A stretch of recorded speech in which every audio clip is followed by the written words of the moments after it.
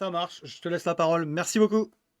Ça marche. Donc, merci de m'accueillir, hein, pour cette conférence sur un voyage que j'ai effectué en début d'année au Venezuela.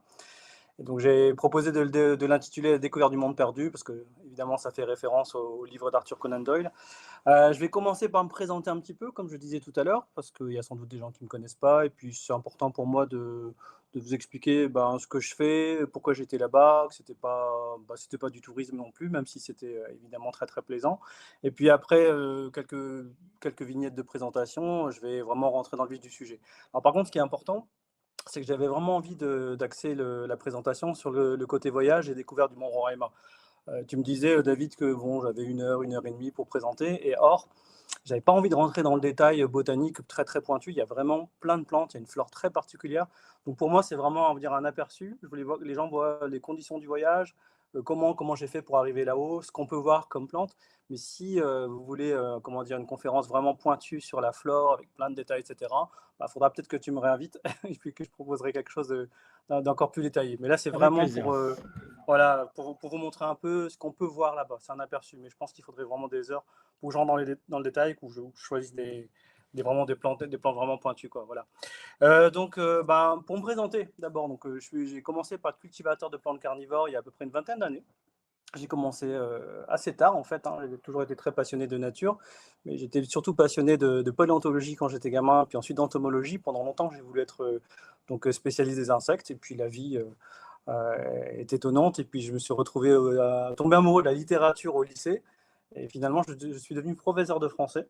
Et là actuellement j'exerce les deux activités, professeur de français, et puis je fais des recherches de botanique, et comme je le montrerai après, je suis également illustrateur de plantes. Voilà.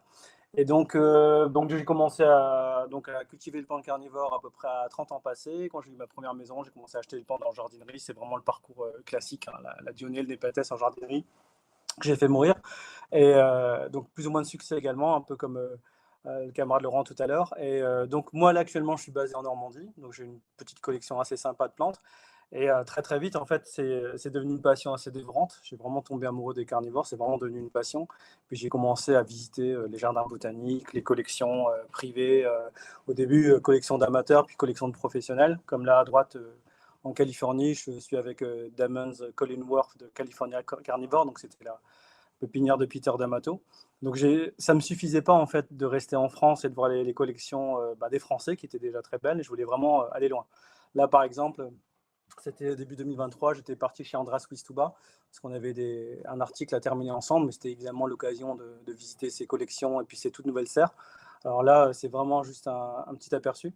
Alors le hasard fait que je suis tombé sur une vidéo de ta chaîne, David, où tu présentais Andreas, et tu disais justement que tu n'avais pas des photos de l'intérieur des serres. Alors j'en ai pas mal puisque je suis resté 2-3 jours chez lui, et je peux dire que c'est juste exceptionnel. Et donc là, sur la petite photo qui est là, juste là, c'est juste une des tablettes d'Elianphora. Voilà, il a 3-4 grandes serres. Ok. Et donc, j'étais vraiment époustouflé de voir ça. Mais malgré tout, ça ne m'a pas préparé à ce que j'ai vu au mois de février cette année. Et pourtant, les plantes sont cultivées à la perfection. Et en fait, ça ne me suffisait pas donc de les voir en culture. Je voulais absolument les voir dans la nature. J'ai vraiment grandi avec les récits d'explorateurs. Moi, j'avais comme un de mes héros d'enfance, c'était Alfred Russel Wallace, grand naturaliste, un peu rival et ami de Darwin. Et je lisais les bouquins que j'empruntais à la bibliothèque, les expéditions, les nuits sous l'orage, etc., les plantes étranges, les animaux étranges. Et en fait, j'ai rêvé, ça m'a rattrapé, en fait, tout ça. Voilà. Un peu sur le tard, à 30-31 ans, je commence à faire un premier voyage en Asie du Sud-Est, puisque mes origines sont par là, et que mes plantes préférées, les Nepenthes, comme on voit ici, se trouvent là. Et en fait, je parlais de passion dévorante, puis après, ça a vraiment été.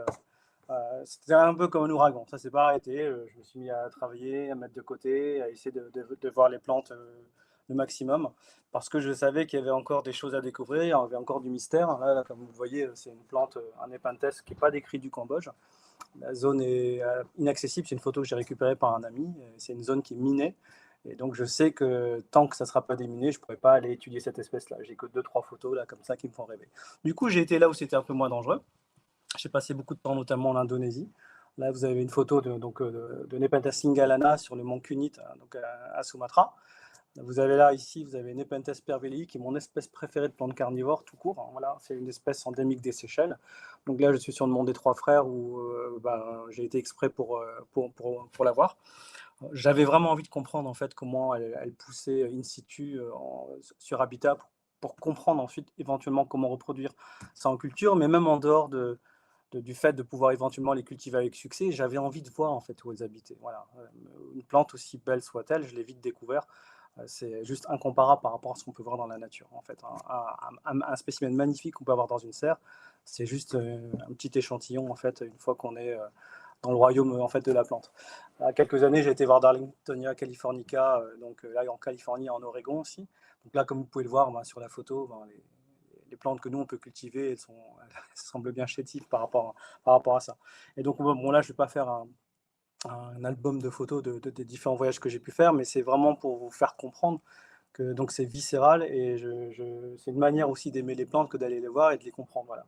Et en fait, ce qui s'est passé, donc là c'est à Pinicula longiflora gavarni, c'est que très très vite, il y a eu l'idée d'explorer, c'est-à-dire de ne pas aller uniquement dans des sites connus comme là le cirque de Gavarnie dans les Pyrénées, c'était éventuellement d'explorer d'autres sites pour voir si je ne pouvais pas aller trouver quelque chose, parce que je sais que dans certaines disciplines comme les plantes, la botanique ou les insectes, il y a beaucoup, en fait, beaucoup d'amateurs passionnés comme moi qui consacrent leur temps. Et en fait, j'ai découvert assez tard que beaucoup de passionnés en fait étaient des spécialistes en fait et pas forcément que des professionnels, voilà.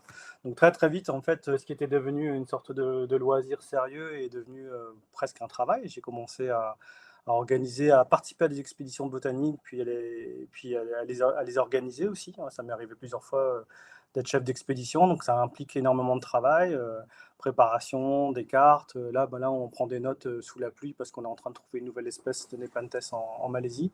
C'est des moments qu'on voit pas forcément sur les réseaux sociaux, mais ce sont des moments vraiment très très intéressants. Et ce qui est le plus intéressant, c'est évidemment les gens que j'ai rencontrés sur le terrain. Donc ça a commencé, j'ai commencé à découvrir ma première espèce en 2007 et je l'ai publiée en 2009. Et puis donc, depuis, il y a eu toute une série d'expéditions botaniques où j'ai comme ça fait quelques découvertes, rencontré des gens. Là, par exemple, sur la photo, là, je suis au Vietnam. On a redécouvert une espèce de Nepenthes qui s'appelle Nepenthes torelli, qui était nommé d'après le docteur Torel, un Français. Et la plante n'avait pas été trouvée dans la nature depuis plus de 102 ans, au moment où en fait on l'a découverte. Voilà. Et là, en la découvrant, avec les botanistes vietnamiens qu'on voit en bas à droite, et puis le docteur Alastair Robinson, qui est un des plus grands experts de Nepenthes, qu'on voit donc en orange là, et on a fait un article pour documenter la plante, puisque effectivement, il y a 102 ans, on n'avait pas beaucoup d'informations sur elle. Donc là, on a étudié le contenu des urnes, voir ce qu'elle mangeait, etc. On a vraiment tout décortiqué, et puis on a rajouté plein d'informations. Donc, voilà. Donc en fait, là, je me suis rendu compte que c'était possible d'avoir une passion avec différents aspects, c'est-à-dire pas uniquement cultiver la plante, prendre des photos, ce qui est tout à fait honorable et ce qui est vraiment extraordinaire aussi, mais j'avais vraiment besoin comme ça d'aller encore plus loin. Voilà. Et donc, J'en profite oui, pour te poser les quelques questions qu'il y a eu.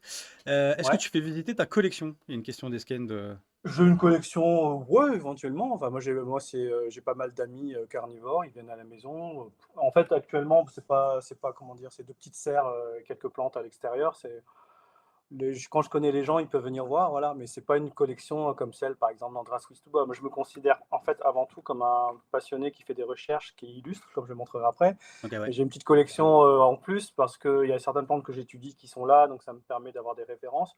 Et puis surtout, malgré les voyages, je me suis rendu compte que j'arrivais pas à me passer de ces plantes. En fait, voilà, les voyages, c'est une fois, deux fois par an, etc. Et puis, j'ai beaucoup de copains qui voyagent comme ça, qui font les mêmes genres de recherches, qui cultivent plus parce qu'ils trouvent que c'est pas assez beau en culture par rapport à la nature. Ouais, J'ai ok. essayé de faire ça, et en fait, ça m'a vite manqué. Voilà, ça m'a Ok. vite manqué, donc j'en ai encore, voilà. Mais Il y a une bon, autre question. je pense. Ouais. Ouais. Il y a une Vas-y, autre vas-y. question sur le coût d'un voyage en milieu naturel, genre le budget complet en moyenne pour voir les plantes, le retour, etc. Ça dépend si on passe par un intermédiaire, ça dépend combien de semaines on passe. Quand je parle d'un intermédiaire, est-ce que vous avez des guides? Est-ce que vous passez par une société qui va vous guider? Alors moi, quand je fais des recherches comme ça et que j'ai juste un guide où j'ai des conducteurs, des conducteurs pour la voiture, etc., il faut compter plusieurs milliers d'euros. Par exemple, Ok. si on va en Asie, bon, le billet d'avion, il est à au moins 1 000 euros. Alors moi, je suis professeur, donc je pars pendant les vacances scolaires, donc c'est un peu plus cher. Mhm. Mais une destination, par exemple, comme le Cambodge, on peut peut-être l'avoir à 400, 500, 600 euros en avril quand c'est la saison basse. Mais je dirais qu'il faut compter au moins les 3 000, 4 000 euros si on veut OK. passer 2 semaines in situ. Le voyage au Venezuela, par exemple, au Roraima, tout frais, ça avoisinait les 6 000 €. On OK, peut ouais. faire pour moins cher, mais si on ne connaît pas l'endroit, je trouve que c'est risqué de ne pas passer par des intermédiaires. OK, Voilà. ça Mais marche. bon, pour moins de 3 000 €, c'est difficile. Après, si c'est juste pour voir quelques plans dans des endroits bien connus, moi, Ouais, peut-être quelqu'un qui va en dortoir, etc., peut peut-être descendre ouais, à 2 500, mais ça me semble difficile, en tout cas, si c'est loin, de faire moins que ça. De faire ça moins que ça. marche. Voilà. Petite question, Donc voilà, donc, ouais, attends vas-y, juste, vas-y, non, n'hésite pas. ça pixelise pas mal les images. Est-ce que tu peux couper la webcam? Comme ça, on va peut-être gagner Je peux en débit. Parce que j'ai comment l'impression tu je les premières coupe la web. ouais, OK. Tu coupes juste Alors, en bas, OK, et tu couper remets en là, plein écran. normalement? Ouais, vas-y, si tu repars là-dessus. OK. Eh ben, écoute, Bah, c'est parfait. On va voir ce que ça donne. c'est mieux? Vas-y, D'accord. vas-y. On Voilà, t'entend bien, donc il voilà. y a pas de souci. OK, je te laisse la Donc parole. voilà, donc quand je suis sur le terrain, donc on étudie, c'est peut-être une partie un peu moins glamour en fait, mais c'est vraiment très très intéressant parce qu'en fait on participe un peu à la connaissance. Moi je vois la connaissance comme un livre gigantesque et en fait on essaie d'écrire une petite ligne en fait ou quelques petits mots. Et donc là par exemple cette plante qui n'avait pas été observée dans la nature depuis plus d'un siècle, et ben du coup on a pu la documenter. Voilà. Et parfois, donc ça c'était une espèce redécouverte, mais parfois il y a des espèces nouvelles comme celle que j'ai montrée un peu ici, là, l'espèce rouge-blanche là, sur le côté droit, bah, c'est une espèce nouvelle qui a été décrite il y a 2 ans sous le nom de Nepenthes berbelu. Certains férus de Nepenthes l'ont peut-être vu passer. Voilà. Et alors donc quand on voyage comme ça, il faut toujours travailler on va dire de manière légale avec des scientifiques locaux ou internationaux, avoir des permis de recherche. Alors moi, comme je ne suis pas comment dire, adossé à une institution, comme je fais ça en tant que passionné, sérieux mais passionné, pour avoir des permis de recherche, je dois toujours travailler avec des professionnels et qui en fait sont d'une certaine manière des prête-noms en fait. Voilà. Et de là, par exemple, les collecteurs, on a mis en collecteur en premier le botaniste vietnamien qui était avec nous. Donc là, vous avez un exemple de ce que c'est qu'un spécimen d'herbier. Sur la partie gauche, vous avez la plante qui était fraîchement collectée, on la dispose comme il faut. Vous avez remarqué qu'il y a l'urne qui est ici. Je ne sais pas si on voit la flèche de ma souris là sur l'écran, j'imagine que oui. Donc l'urne est ouverte parce qu'on nous recommande d'ouvrir les urnes pour qu'on puisse examiner les parties intérieures, la partie cireuse, etc., la partie digestive. Et ensuite, sur la partie droite, vous avez le même spécimen. Alors, il a été inversé par la suite, mais qui est en train de sécher.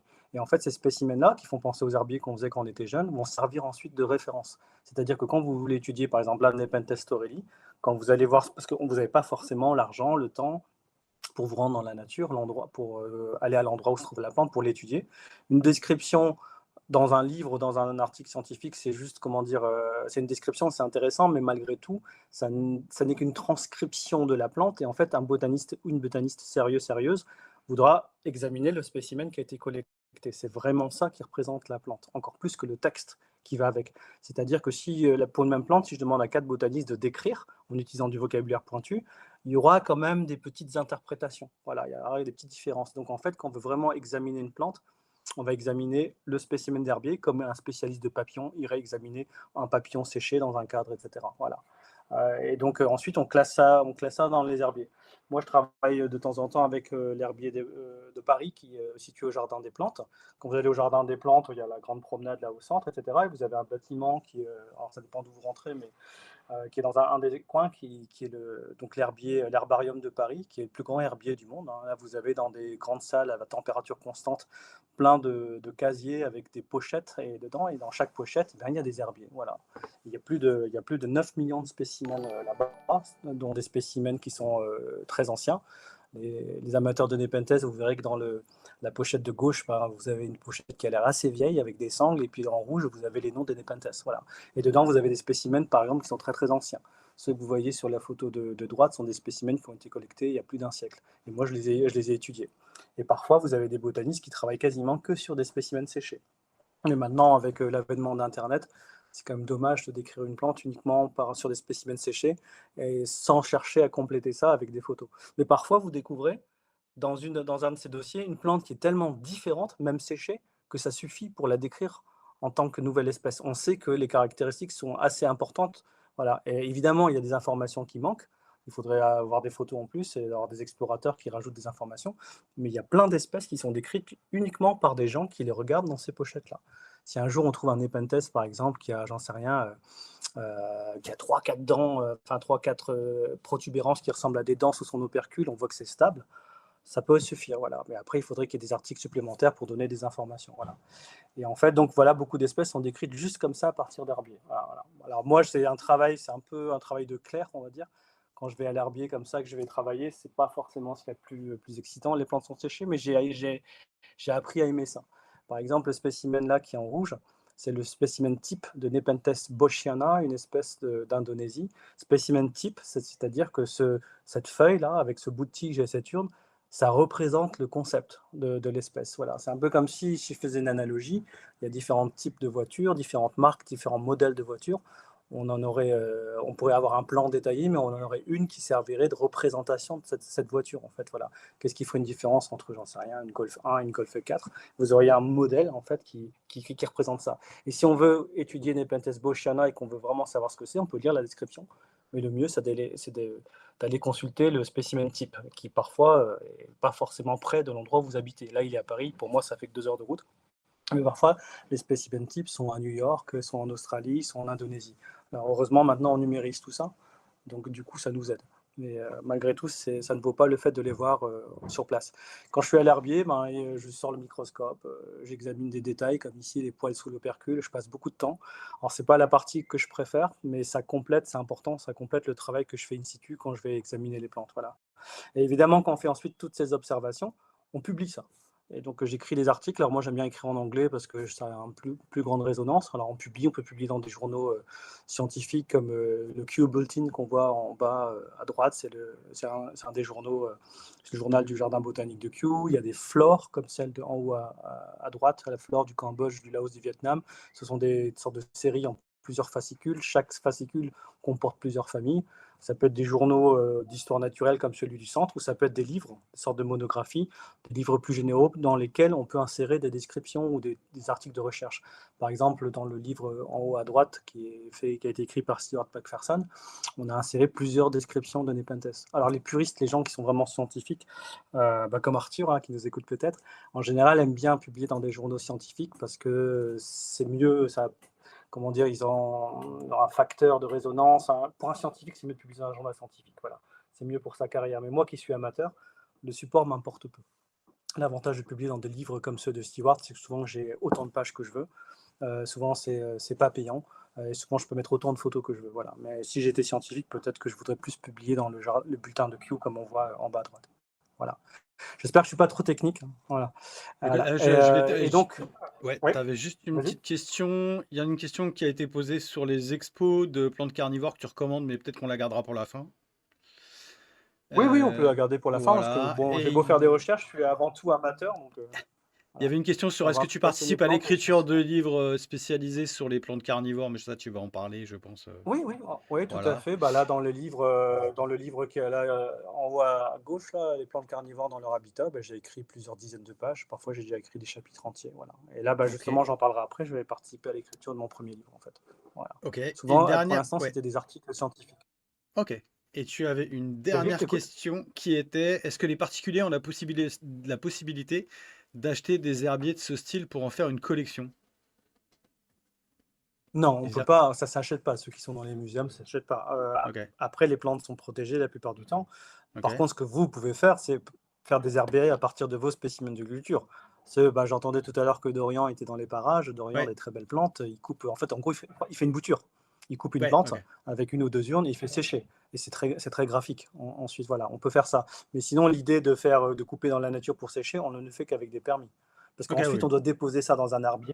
Et si on n'a pas le permis, l'herbier n'acceptera pas d'accueillir la plante. Il se mettra en D'accord. défaut, en fait. Ok. Voilà, parce que souvent, on va dans des pays étrangers, ça fait partie de leur biodiversité, on n'est pas censé y aller juste pour se servir. C'est pour ça que je travaille souvent avec des scientifiques locaux, pour avoir les Ok. permis notamment. D'accord. Très bien. Voilà. Ok. C'est parfait. Et donc, voilà, une partie de mon travail aussi, comme je dessine depuis tout petit, que souvent on a des illustrations scientifiques qui accompagnent les articles, c'est de faire des dessins. Voilà. Là, par exemple, donc l'illustration scientifique, c'est souvent une illustration en noir et blanc, à l'encre de Chine, parfois ça peut être au crayon. Et dans des illustrations scientifiques, on est censé montrer toutes les caractéristiques d'une plante. Alors ça peut sembler un peu désuet à l'époque d'internet et de la photographie numérique de faire un dessin. On peut se dire que, ben, plein de dessins, pourraient remplacer une photo, c'est plus rapide, mais en fait, une photo n'est pas capable, en une seule image, de montrer toutes les caractéristiques d'une plante. Si il faudrait des dizaines et dizaines de photos, donc du coup, l'esprit aurait du mal à synthétiser ces dizaines de photos. Sur une image, on essaie de représenter le concept de l'espèce. Par exemple, sur la droite, le Nepenthes qui est là, Nepenthes macfarlane est une espèce qui a une feuille comme ça, en forme de lance. Il a des opercules avec des poils en dessous. Il pousse de cette manière-là. Il a des fleurs mâles et femelles, etc. On essaie de mettre tout ça dans la même planche. Là, au centre, on a l'opercule recto, verso, etc. Là, j'ai fait un gros plan des poils, ici un gros point des glandes, ici on a ce qu'on appelle l'éperon qui est donc derrière l'urne, et on peut aussi, avec le noir et blanc et avec le dessin, accentuer des caractéristiques qui ne seraient pas visibles dans une photographie. En fait, quand vous voyez une plante dans la nature, même si l'urne est belle, sur la même photo, vous n'arriverez pas à voir la feuille qui est visible, l'urne qui est belle, etc. Et toutes les caractéristiques qui sont visibles. Par exemple, ici, sur cette feuille-là, j'ai coupé un bout de la tige et on voit que donc, la tige n'est pas parfaitement ronde. Donc on voit que quand on fait une section de la tige, on voit si elle est ronde, en forme de carré ou autre. C'est une information qu'on donne sur la plante. Voilà. Et après, dans ces illustrations scientifiques, ben, je mets les légendes, je mets les échelles et puis je fais une petite légende. Donc ce sont des illustrations qui accompagnent souvent les articles. Autrefois, quand on décrivait une nouvelle espèce de plante, l'illustration était obligatoire. Maintenant, ça ne l'est plus. On peut juste mettre des photos, on peut même ne rien mettre du tout. On peut même décrire une plante en 10 lignes. C'est très, très déconseillé. Pour décrire une plante, mais il faut un nom, il faut un spécimen d'herbier qu'on a déposé quelque part avec la référence, et il faut une description. Mais un botaniste négligent ou pas très doué pourrait tout à fait décrire en 4-5 lignes. On serait tous horrifiés, mais sa description serait valide. Et ensuite, on espère que des gens plus tard viendraient la compléter. Voilà. Mais les gens ne font pas ce genre de description bâclée, c'est très rare parce que la plupart du temps, ce sont des gens qui veulent aussi être fiers de ce qu'ils font. Donc finalement, c'est rare que ça arrive. Voilà. Mais c'est déjà arrivé dans le passé. Et puis il y a très longtemps, les premières descriptions étaient très courtes. Elles faisaient 4-5 lignes. On disait par exemple, feuille pointue, urne avec des poils sous l'opercule, et puis on s'arrêtait là. Et quand on découvrait plus tard qu'il y avait 10 espèces qui avaient des poils sous l'opercule, on était bien embêtés. Voilà. Et donc voilà, donc ça c'est une grosse partie de mon travail, j'y passe pas mal de temps, mais c'est très important, je trouve, d'illustrer les plantes. Voilà. Et donc après, bah, parmi les voyages, pendant mes voyages, quand je trouve des plantes remarquables, comme ici, donc la Rafflesia arnoldi, qui n'est pas une plante carnivore, mais une plante parasite, je prends plaisir aussi à l'illustrer pour montrer des choses à des gens, parce que aux gens, pardon. L'illustration, c'est didactique. Voilà, c'est vraiment quelque chose qui apprend. Voilà. Là, c'était une plante, donc j'étais content d'aller la voir à Sumatra quand j'étais allé voir les Nepenthes, parce que c'était la Rafflesia arnoldis, la plus grande fleur du monde. Hein. Elle peut avoir des fleurs qui font jusqu'à 105-110 cm de diamètre. Et un des objectifs que j'avais, puisque à ma connaissance, il n'y avait pas de planche complète de cette fleur-là, il manquait souvent des éléments, c'était d'en faire une. Là, bon, il y a une Dionée qui nous distrait un petit peu à droite, mais à gauche, j'ai fait une illustration de la Rafflesia avec ici la liane, une vigne exotique sur laquelle la Rafflesia en fait vient pousser. Elle parasite la liane. Il y a d'abord une sorte de petit bouton de protubérance qui grossit, qui grossit. Et donc là, on a le gros bouton qui ressemble à un chou. Et ensuite, vous avez la plante qui s'ouvre.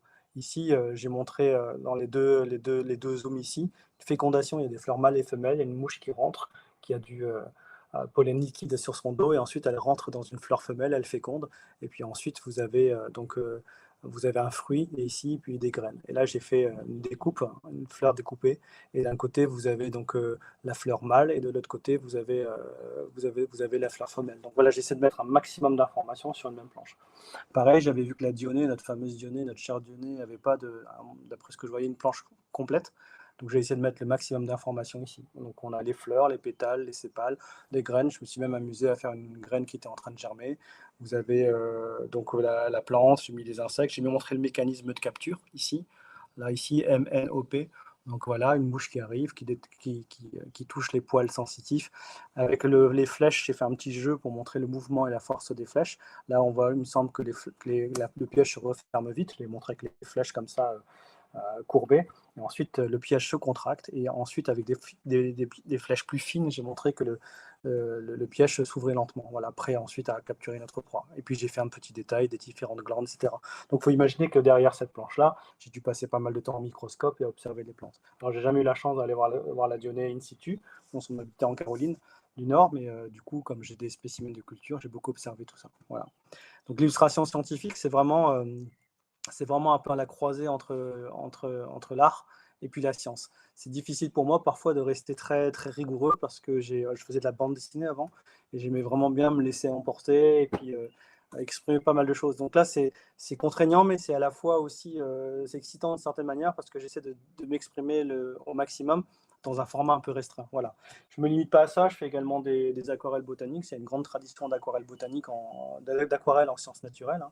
Et pareil, j'ai toujours le souci du détail. Là, par exemple, je me suis renseigné sur l'habitat donc de la dionée qui pousse souvent dans des sortes de prairies entourées parfois de pins ou de sapins et dans des endroits marécageux. Il y a de la sphène, il y a des Drosera capillaris parfois. Là, j'ai imaginé qu'il y avait cette chrysomèle, ce coléoptère, ce scarabée qui était là. Je ne sais pas il a déjà grimpé sur une dionée, mais je sais qu'ils vivent dans le même parc national. Donc les probabilités sont fortes pour qu'ils puissent, comment dire, un jour marcher sur la plante. Par contre, je ne l'ai pas mis dans le piège parce que je n'ai pas trouvé d'informations, de données disant on avait déjà trouvé ce coléoptère dans le piège d'une dionée. Voilà.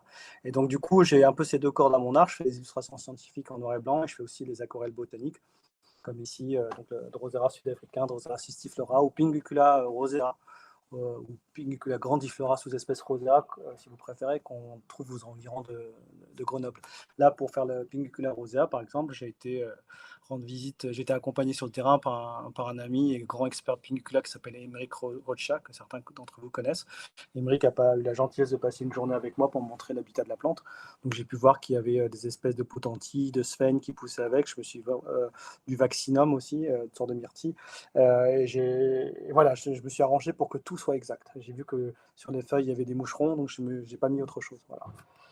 Et donc, du coup, voilà, pendant plusieurs années, là, c'était vraiment depuis 2020, depuis ces 5 dernières années, depuis le Covid, en fait, je me suis vraiment mis à la couleur. À la couleur. Avant, c'était essentiellement du noir et blanc, et donc j'ai commencé à illustrer pas mal de plantes. Là, c'était Drosera laurei. C'était une commande de l'Association internationale de plantes carnivores. C'était en hommage à Alain Laurie. La famille d'Alain Laurie a reçu cette peinture, voilà. Et en fait, bon, à force de travailler, etc., ben, je me suis mis à travailler avec des grands noms dans le milieu des plantes carnivores. Je suis ami avec Stuart McPherson depuis une vingtaine d'années maintenant. Et en fait, il y a pas très longtemps, il y a 2 ans, il a publié une grande monographie sur les Nepenthes en 3 volumes, ça fait plus de 2000 pages. Il m'a demandé en fait d'être le co-éditeur scientifique avec un ami, Michael Golos, du livre. C'est-à-dire que j'ai dû vérifier toutes les références, les informations, vérifier qu'il n'y ait pas d'erreur. Il m'a demandé également d'inclure des illustrations de Nepenthes dedans. Et donc, dans les 3 volumes que vous avez vus, il y a plusieurs des peintures. Donc, c'est vraiment devenu installé. Je suis identifié en tant qu'illustrateur de plantes carnivores maintenant, même si j'en illustre d'autres. Là, vous avez Nepenthes slowi que j'ai été voir sur le mont Trousmadi. On voit le mont Kinabalu juste ici en silhouette. Là, vous avez Nepenthes raja. J'ai essayé donner le maximum d'informations. J'ai montré les larves de moustiques qu'il y a ici, là, qu'on voit un peu dans le fluide. Cette plante, elle avait fait sensation au 19e siècle parce qu'on avait trouvé des jeunes rats morts dedans. Donc on s'était dit que c'était la plante mangeuse de rats. La réalité, c'est qu'il y a surtout des jeunes rats qui ont dû rentrer à l'intérieur parce qu'ils avaient très soif par moment de canicule et qui n'ont pas su ressortir, qu'on les a trouvés ensuite noyés. Donc pour se souvenir un petit peu de cette anecdote, j'ai dessiné un jeune rat ici, là, qui est en train de se nourrir, au centre à peu près, qui est en train de se nourrir du nectar. Mais je ne l'ai pas mis en gros plan parce que je ne voulais pas que ça distrait la personne, enfin le spectateur de ça. Mais j'aimais bien raconter un peu une petite histoire. Voilà. Et puis là, actuellement, j'ai plein de commandes. Actuellement de Nepenthes, toute une série qui a été commandée et que je suis en train de faire. Là, rapidement, là, Nepenthes edwardiana, j'ai dessiné des petites sangsues, là, ici, il y en a une ici, et il y en a une autre par ici, parce que sur le mont Tambu-Yukon, où j'ai été l'observer, il y avait pas mal de sangsues. À droite, vous avez Nepenthes norviana, une autre espèce de borgne. Voilà. Là, pareil, j'ai dessiné un petit lézard qui est endémique, qui ne se trouve que sur les collines où pousse Nepenthes, un petit papillon ici. J'ai dessiné aussi une petite vipère ici qui vit dans ces collines-là. Voilà. Et en fait, là, récemment, alors moi qui étais spécialiste, identifié comme spécialiste des Nepenthes, je me suis beaucoup intéressé au genre Iliamphora. C'est pas nouveau, hein. Par exemple, Andras Quistuba, que j'ai mentionné tout à l'heure, est un grand spécialiste à la fois de Nepenthes et d'Elianphora, Joachim Nerst également. En fait, il se trouve qu'il y a des similitudes au niveau de la culture entre les Elianphora et les Nepenthes. Il y a peut-être aussi le même. Alors les amateurs d'autres plantes carnivores vont peut-être m'en vouloir, mais peut-être pas le même charisme en fait quelque part, hein. Et donc, c'est des plantes un peu mystérieuses qui vivent dans des endroits un peu inaccessibles. C'était le cas aussi des Nepenthes, surtout d'altitude. Voilà. Donc, souvent, on se constate souvent que beaucoup de gens qui cultivent des Nepenthes d'altitude, donc de montagne, cultivent aussi beaucoup des Helianthera. En fait, je m'y suis beaucoup intéressé. Et lors d'un voyage, c'était en 2022, donc je voyageais avec Andreas Wistuba et un autre ami, Michael Golos. On a découvert 5 espèces de Nepenthes nouvelles qu'on a décrites depuis. Je ne vais pas rentrer dans les détails. Et en fait, un soir, comme ça, autour d'un feu de camp, il parlait d'un Helianthera SP Venamo. Alors, je sais qu'il y a des néophytes qui nous écoutent, donc je vais prendre le temps d'expliquer un peu. Donc, c'est une plante qui n'avait pas de nom. Donc, SP veut dire espèce, donc ça veut dire l'espèce qui vient de Venamo. Venamo, c'est une localité au Venezuela. Et donc, en fait, cette plante était en culture depuis un moment et il y a eu pas mal de gens qui se disaient ça semble être une nouvelle espèce. Et donc, ce soir-là, en Malaisie, quelque part dans une montagne à 2000 mètres d'altitude, j'entends Michael et Andreas avec qui je suis très copain, qui discutent, qui se mettent d'accord, dire oh, ça serait bien qu'on la décrive, etc. Donc moi je blaguais en disant bah, si vous la décrivez, et si vous voulez quelqu'un pour faire le dessin, je suis votre homme, hein, etc. Donc ils ont bien rigolé, ils ont dit bah, bien évidemment. Et en fait, au fur et à mesure des discussions là, et puis des discussions qui sont suivies par mail notamment, ils se sont rendus compte que je connaissais vraiment très bien mes Helianthora. En fait, c'est un genre que j'adore depuis tout le temps, mais je me suis toujours dit que j'irais jamais parce que les voir in situ, parce que c'est encore plus compliqué d'aller au Venezuela ou au Brésil que d'aller en Asie. Et donc, en fait, ils m'ont invité en fait à décrire la plante. Donc là, c'est les 2 premières pages, enfin peut-être pas les 2 premières pages, c'est 2 des pages de l'article. On a décrit cette plante, la Helianthora sp venamo, on l'a appelée Helianthora electrum. C'est sorti l'année dernière en début d'année. Donc là, si vous voyez bien l'écran, donc il y a Michael, dont je vous ai parlé, Joachim Nertz et Andreas Wistuba, qui sont les 2 plus grands spécialistes d'Helianthora. Ils m'ont fait l'honneur de m'inclure là-dedans parce qu'en fait, en plus de faire l'illustration, j'ai décrit la plante. En fait, j'ai fait toute la description, c'est-à-dire toutes les mesures, etc. Eux s'en s'occuper d'un autre aspect, de tout ce que l'appelle écologie, géographique, etc. Enfin, bref, c'est un travail collectif. Et donc, alors que je n'avais jamais vu des Helianthora in situ et alors que j'étais identifié comme spécialiste de Nepenthes et que je n'avais décrit que des Nepenthes, j'ai décrit une douzaine de Nepenthes, je me suis retrouvé à décrire un Helianthora pratiquement par accident. Tiens, je vois que j'ai oublié les italiques à électron. Si j'ai un copain qui vont me taper sur les doigts. Et donc, du coup, dans l'article, et ben voilà, un article, ça ressemble un peu à ça. Bon, là, j'ai pris 4 pages où il y a des images, mais souvent, c'est du texte un petit peu austère comme ça. Voilà, les articles scientifiques, c'est pas forcément ce qui est le plus intéressant, mais c'est important. C'est ça qui donne vraiment les informations. Donc là, par exemple, vous avez, donc c'est en anglais, il est marqué diagnosis et la diagnose. C'est comment en quelques lignes, on peut différencier cette Helianthora, par exemple, de Helianthora collina, qui est l'espèce voisine. Et là, vous avez un extrait de la description. Voilà, par exemple. Et là, vous avez une photo in situ, et là, il y a l'illustration que j'ai faite. Voilà, l'illustration que j'ai faite, donc qui montre comment la plante pousse, et tout plein de détails sur la forme de la cuillère, les étamines, les anthères, l'ovaire, etc., la plante juvénile, le détail des poils, parce que une des caractéristiques de cette plante, c'est qu'elle a des poils dans l'intérieur de l'urne qui sont de 2 tailles différentes et de 2 natures différentes, en fait, voilà. Et là, vous avez un exemple de Petite question, l'illustration. Oui, j'en vas-y, vas-y. profite parce qu'il y a une question sur ton dessin. Savoir si tu as pris des Ouais. cours pour apprendre à dessiner et si oui, quand?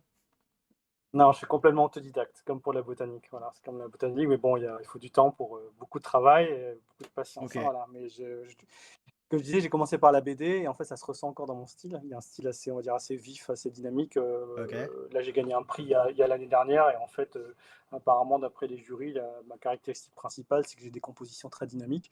Et donc, d'accord. évidemment, la BD, même si c'est en 2D et que c'est figé, c'est quand même l'art du mouvement, la BD.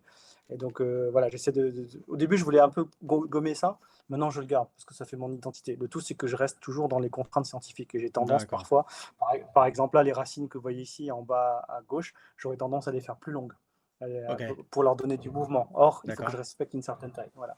Ok. Et Et bien, sur juste, je vais sur ça. préciser que tu as, Ouais, t'as une boutique Etsy qui s'appelle A Garden's Chronicle où les gens peuvent ouais, ouais, ouais, donc acheter tes illustrations ça marche. et plein d'autres choses. Vas-y, je te laisse Éventuellement, continuer. voilà, c'est gentil.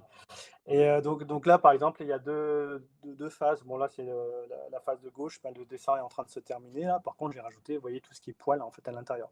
Et c'est un travail très long. Alors, les gens se posent toujours la question, mais ça prend entre 50 et une centaine d'heures. Parce que évidemment, je ne recopie pas une photo qui existe. J'illustre un concept. Cette Helianthora a cette forme-là, a cette cuillère-là, a ces poils-là. Je dois montrer toutes les caractéristiques dans une seule planche. Il faut que ça soit plaisant à regarder, mais surtout que ça soit précis scientifiquement.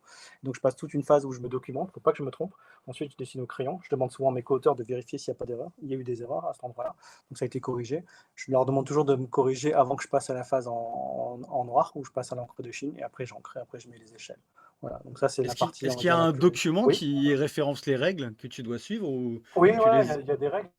Oui, Ok, bien sûr, il y a des règles. Après, il y a aussi plusieurs possibilités. Par exemple, moi, pour dessiner tout ce qui est ombre, j'aime bien utiliser en fait ce qu'ils appellent en anglais le stippling. En fait, c'est des petits points, comme on voit ici, hein, là, pour d'accord, montrer ok. l'ombre. Après, on peut utiliser les hachures si on préfère. Voilà. Ok, Et il y a ok. aussi des gens qui font les illustrations donc au crayon de bois. Donc dans ce cas-là, ils vont utiliser des petites nuances, ils vont colorier en fait quelque part. Mais D'accord. les petits points comme ça, c'est assez populaire. Et moi, pour l'instant, j'aime bien. Voilà. Et donc, du fait d'avoir décrit cette espèce, en fait, j'ai été contacté par Stewart McPherson, qui avait prévu de faire une nouvelle monographie sur les éléphants, mais un truc vraiment plus important que celle qui était sortie en 2011, pour ceux qui s'y connaissent. Et il a rassemblé une super équipe, avec notamment Andrés Wistuba, Joachim Nertz et Andras Fleischmann aussi, qui est un peu mon mentor dans les plantes carnivores. Et puis alors, le grand public, le grand public, à moins d'être sur des TP, ne le sait peut-être pas. Et vous voyez le nom là qui est ici sur la deuxième ligne, c'est Charles Brouwer-Carias. En fait, ce type est une légende, il a 87 ans, il a un compte Instagram. Et en fait, c'est un des derniers grands explorateurs des tépuis. Les autres sont morts. Alors, ceux qui aiment beaucoup les éléphantoras sont familiers avec les noms de Otto Huber ou de Steiermark. Et lui, en fait, Brouwer-Carias, c'est un peu le dernier dinosaure. Il a découvert plein de nouvelles plantes de tépuis. Je ne parle pas que de plantes carnivores. Il a été en hélicoptère. J'ai une anecdote, par exemple, sur Charles. Il avait été déposé sur un des tépuis où il y a Elianthora tatei. L'hélicoptère n'a pas pu revenir le chercher. Il a dû rester, parce qu'il y avait une tempête, en fait, il a dû rester 2 nuits là avec son guide. C'était pas prévu, ils n'avaient rien pour camper. Ils ont arraché plein d'éléphants tatei, parce que ça pousse par centaines de milliers là-bas. Ils se sont fait un abri temporaire en fait là-bas. J'ai une photo de lui. Il y a un bouquin qui vient de sortir il n'y a pas longtemps sur le site de Redfern. Voilà, et on voit en fait l'abri avec une vieille photo argentique fait avec des éléphants. Donc ce type est vraiment une légende, et j'en reparlerai un petit peu après. Voilà. Et donc, Stewart m'a proposé de participer au livre, et j'étais très honoré en fait. Il m'a demandé d'être co-auteur parce que, avec la description d'Elianthora electrum, il s'est rendu compte que je connaissais bien mes Elianthora. Ils m'ont demandé d'illustrer les 24 espèces d'Elianthora qui existent, avec donc des illustrations qui ressemblent à celle-ci. Donc là, c'est mon travail pour les 12 prochains mois. Donc le livre contiendra 26 illustrations au total, d'Elianthora en noir et blanc. Et il y aura également 4 peintures in situ, 4 peintures un peu comme celle de Nepenthes que j'ai montré là-bas. Donc le livre est en préparation. On est en train de l'écrire et moi je commence les illustrations. Et donc en fait, suite à cette invitation, j'avais un peu blagué en disant c'est que des grands noms qui sont là-dedans. Ils ont à part un, ils ont tous été sur les tépuis. Je suis un peu embêté, je me sens pas légitime. C'est comme ça au détour d'une discussion, je sais plus si c'était WhatsApp ou Messenger. Et donc Stewart a dit en rigolant, m'a dit écoute François, on va sur le Mont Roraima, tu n'as qu'à venir. Voilà. Donc, j'ai pris mes dispositions. J'ai eu la chance aussi d'avoir pu Ouais. m'absenter de l'école où je travaille, etc. Et donc, en fait, c'est comme ça que je suis arrivé sur le Mont Roraima. Voilà. Les illustrations, ça allait être un énorme travail parce qu'en fait, au niveau des Elianthora, il y a peu d'illustrations et la plupart sont incomplètes. Alors, c'est pas pour me mettre en avant, hein, mais les illustrations sont très belles là, mais il n'y a pas le niveau de détail de celle que j'ai proposée pour Elianthora electrum, parce que tout simplement, parfois, autrefois on était moins détaillé, et puis il y a des informations qui manquaient. On n'avait pas vu la fleur, ou il manquait les graines, etc. Donc l'objectif, c'est que j'illustre les 24 espèces de la manière la plus détaillée possible. Voilà. Et donc du coup, le livre est en préparation. Là, vous avez les photos des jaquettes. Et donc du coup, le voyage me permettait aussi, notamment pour les peintures, le voyage sur le Roraima me permettait de comprendre un peu en fait comment habiter ces plantes. Évidemment, j'avais vu des vidéos, évidemment, j'ai vu des photos, j'ai lu des descriptifs, mais bon, c'est jamais la même chose en vrai. Voilà, c'est jamais la même chose en vrai. Et donc j'allais enfin pouvoir en fait réaliser un peu un rêve de gosse et d'aller sur les tépuis. Alors, les tépuis, pour ceux qui ne savent pas, ce sont des montagnes tabulaires, des sortes de hauts plateaux qui se trouvent essentiellement au Venezuela et un petit peu aussi au Brésil et au Guyana, à ne pas confondre avec la Guyane française. Le Guyana, c'est une ancienne colonie néerlandaise. Voilà. Et puis là, vous les voyez un petit peu dans le dessin là. Autrefois, c'est des roches qui, à la base, pour la plupart, ont entre 2 et 3 milliards d'années. Et ensuite, il y a eu effectivement un phénomène d'érosion sur ces dernières, depuis ces 200 ou 300 millions d'années, qui font qu'il y avait donc tous ces plateaux étaient à peu près au même niveau, puis ça s'est creusé. Voilà. Tout simplement, ça s'est creusé comme vous voyez parfois l'eau sur une plage creusée, puis vous vous retrouvez avec des petites mottes de sable qui sont un peu surélevées. Voilà. Et c'est des montagnes un peu légendaires parce qu'elles sont inaccessibles. Il y a une centaine de tépuis, et en fait, il n'y en a que 4 ou 5 sur lesquels on peut aller à pied, et pas toujours de manière facile. Et sinon, on fait un hélicoptère. Et en fait, on a commencé à aller sur les tépuis que très très récemment. Par exemple, le mont Roraima, on a été dessus pour la première fois en 1884. Donc c'est récent au regard de l'histoire. Et les Indiens, notamment les Amérindiens qui vivaient dans ces zones-là, ne pouvaient pas aller sur les tépus. Pour eux, ce sont en fait des montagnes sacrées. Voilà. Et donc le Roraima, voilà, là je montre un peu la région où j'ai été. Hein. Donc bon, là, c'est une photo d'un article sur la biodiversité des tépus. Donc tout ce qui est un peu en rouge là, ce sont les différents tépus. Enfin, donc là, par exemple ici, là, vous avez le tépuis Amaury ici, et puis voilà, il y en a plusieurs. Parfois, vous avez, comment dire, des massifs, comme le massif du Chimanta, et dessus, il y a plusieurs tépuis. Il faut se dire que chaque tépuis comporte sa propre biodiversité. Il y a beaucoup d'élianphora, parfois, qui se ne retrouvent que sur un seul tépuis. Et donc, en fait, ce sont des endroits comme ils sont difficiles à explorer. Et ben, on trouve des plantes qui ne poussent nulle part ailleurs, et des animaux aussi, également. Voilà. Et parmi tous ces tépuis, il y en a un qui est un peu le symbole de tous les autres, c'est le mont Roraima, parce qu'il est très graphique. Voilà, il ressemble comme un grand mur comme ça. Il y a un autre tépuis qui est juste à côté. Et en fait, il a, comment dire, excité l'imagination des explorateurs pendant très très longtemps. La première fois qu'on l'a découvert, on voulait évidemment absolument monter dessus, mais ça n'a pu se faire qu'en 1884. Moi, quand j'y étais, comme je l'ai expliqué, ça a été relativement simple. C'était une partie de pique-nique par rapport à ce qu'ont fait les explorateurs. Mais autrefois, ben, il n'y avait aucune route. Il a fallu marcher une centaine de kilomètres avant d'arriver au Tépuy. Une fois qu'ils sont arrivés là-bas, ils se sont rendus compte qu'il y avait un mur, qu'ils ne pouvaient pas y aller, qu'ils n'avaient plus de provisions. Il fallait revenir ensuite. Voilà. Et puis une autre fois, ils ont fini par retrouver un chemin, mais bah, ils ont mal calculé le chemin, ils sont tombés devant les falaises, et donc il a fallu retourner avec d'autres provisions, sans compter qu'il y a des gens qui sont morts pour l'explorer. En fait, voilà. Et le Mont Raima, en vrai, il ressemble à ça. Donc c'est un endroit absolument majestueux. Voilà, ça fait penser, je sais pas, une sorte de montagne complètement dingue. Enfin, les Pémon, les Amérindiens qui habitent près du Roraima, sont pendant longtemps, enfin, on le croit encore, pensent que c'est l'habitat des dieux et pensaient qu'autrefois, quand on mourait, on partait là-bas. Voilà. Et le mont Roraima, il est souvent, et avec d'autres tépuis, il est souvent comparé à des îles dans les nuages. Parce que là, je vous ai montré une photo assez claire, mais très très souvent, c'est couvert de nuages. Voilà, c'est couvert de nuages et on voit uniquement juste la surface qui apparaît. Et si vous regardez bien, il y a des chutes d'eau. Voilà. Et là, c'est des photos qui ont été prises par drone pendant mon expédition. Donc, quand vous regardez, bon, vous avez le sommet qui est relativement plat, mais il y a quand même des dénivelés. Hein. Le mont Roraima, c'est 2500 à 2800 mètres d'altitude. Il y a des flaques, il y a des lacs, etc. Il y a des morceaux de végétation. Et il y a plein de plantes étranges. Et pour passer au sommet, on passe par cette forêt tropicale qu'on voit ici, qui est une vraie forêt tropicale avec des plantes, des orchidées, plein de choses. Ça n'a pas l'air vu de là, c'est très riche. Et en fait, on commence par la grande savane, la grande savana, qui est un habitat en soi. On passe ensuite par la forêt, et ensuite on arrive là-haut, et c'est différent. Et c'est ça qui est différent de mes voyages avec les Nepenthes, parce que les voyages des Nepenthes, je trouve les plantes pas loin du sommet, parfois sur le sommet, mais le sommet, souvent, c'est un sommet de quelques dizaines ou centaines de mètres carrés. On trouve les plantes là-haut, puis c'est tout. Quand on arrive en haut du Roraima, on a vu plein de choses. Et en fait, ça commence ensuite. Il y a d'autres choses qui sont encore plus extraordinaires en fait au sommet. Voilà. Là, c'est une autre photo. Si vous voyez bien, là, il y a par exemple, il y a le point culminant. Ici, c'est ce qu'on appelle le Maverick, c'est 2800 mètres. Et là, si vous avez un bon écran, là, on va deux, trois de mes camarades qui sont là, ici au-dessus. Voilà, c'est pour vous donner un petit peu, là où il y a la flèche, il y a deux, trois camarades, c'est pour vous donner un peu une idée de la taille du Roraima. Alors, les falaises sont en gros 500 mètres. C'est pas le tépuy avec les falaises les plus hautes. Le tépuy Aoyan, là où il y a Helianthora minor, et Helianthora minor variété pilosa, a des falaises de 1000 mètres. Voilà, mais il est moins graphique. Voilà. Et donc, si vous regardez un peu la surface, je vous montrerai un peu en détail, c'est vraiment très étrange. Voilà. Et moi j'ai été très intéressé par tout ça, donc évidemment à cause des Helianthora, mais il se trouve qu'en fait, j'avais déjà entendu parler du Roraima quand j'étais gosse. J'aimais beaucoup un livre écrit par Arthur Conan Doyle, le créateur de Sherlock Holmes, et ce livre, en fait, il s'appelait Le Monde perdu. Voilà, Le Monde perdu. En fait, Arthur Conan Doyle l'a publié en 1912 et il avait assisté à une conférence où on avait parlé du Roraima. Les explorateurs voulaient absolument y aller, c'était avant 1884. Donc on n'y avait pas encore été. Et donc en fait, il a imaginé une histoire où des explorateurs ont trouvé une montagne perdue quelque part dans le Venezuela. Ils ne nous disent pas que ça s'appelle le Roraima, mais vu la description, on sait que c'est le Roraima, et on a imaginé qu'en fait, qu'il y avait encore une faune préhistorique là-bas. Donc les explorateurs y vont, arrivent à passer, à aller au sommet, et puis ils trouvent des dinosaures qui ont en fait survécu là-bas. Et d'ailleurs, le titre Le Monde perdu a été repris pour les férus de dinosaures qui nous écoutent, pour le premier Jurassic Park.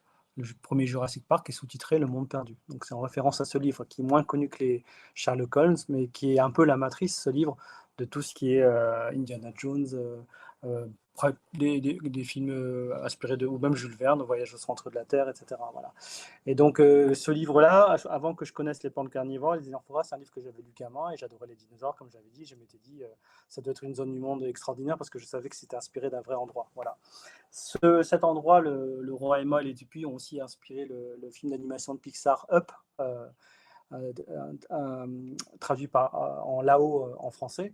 Dans cette histoire-là, vous avez un gamin qui s'appelle Karl, qui rêve d'exploration. Il a une idole dont j'ai oublié le nom. Et cette idole, en fait, elle est inspirée de Charles Brouwer-Carias, la légende des Tépus dont je vous ai parlé là-bas. Et ce personnage, en fait, il joue le méchant. L'explorateur joue le méchant de le film. Et quand Karl est petit, il rêve d'aller là-bas. Il rencontre une petite fille une voisine qui s'appelle Ellie, qui est très délurée et qui adore en fait l'exploration. Donc les probabilités sont très fines qu'il tombe sur un peu une âme sœur. Bah, ils tombent amoureux. Et leur objectif dans le film, c'est un jour de mettre assez de côté pour aller visiter les Tépuis. Dedans, le tepuy qui est dedans, c'est un mélange entre le Roraima et le tepuy Aoyan, qui comporte la plus grande chute d'eau du monde, les chutes de l'Ange. Voilà. Et pour la petite anecdote, mon guide, Tenzin, que je vous montrerai tout à l'heure, qui m'a emmené sur le Roraima, a été le guide qui a emmené l'équipe de Pixar là-haut sur le Roraima pour prendre les références pour faire le film. Voilà. Et en fait, malheureusement pour Charles, le personnage, alors qu'il commence à être assez vieux, il rassemble enfin l'argent pour aller sur les tépuis, mais sa femme meurt. Donc il se reste tout seul, il finit par s'aigrir, et puis il y a un garçon qui arrive dans sa vie ici. Et puis après, le film prend une tournure un peu féerique. Charles doit être emmené à l'hospice dans une maison de retraite, il refuse, et comme il vendait des ballons quand il était actif, il a accroché plein de ballons à sa maison, direction le Venezuela et le Tépuy. Voilà. Et donc à la fin, vous avez Charles qui regarde, vous voyez bien que le Tépuy est inspiré du roi Emma, qui rêve de placer sa maison avec ses ballons à cet endroit-là, là où lui et sa femme voulaient aller. Voilà. Donc ça, c'est un film d'animation que j'ai regardé avec mes enfants. J'étais évidemment assez âgé en 2009, je commençais à peine les plantes carnivores. Et donc ça m'a touché, et je savais que les éléphants poussaient là-haut. Alors il n'y en a pas dans le film, mais ça a un peu renforcé cette envie d'aller explorer cet endroit-là qui est un monde perdu et qui est un endroit qui me semblait vraiment inaccessible, plus encore que les Nepenthes d'Asie du Sud-Est. Voilà. Donc du coup, comme Stewart m'avait invité, je suis parti. Donc je suis parti, donc la distance, alors là la flèche est bien sympa, mais c'était plus compliqué que ça. Il y a eu des escales. En fait, le Roraima se trouve essentiellement au Venezuela.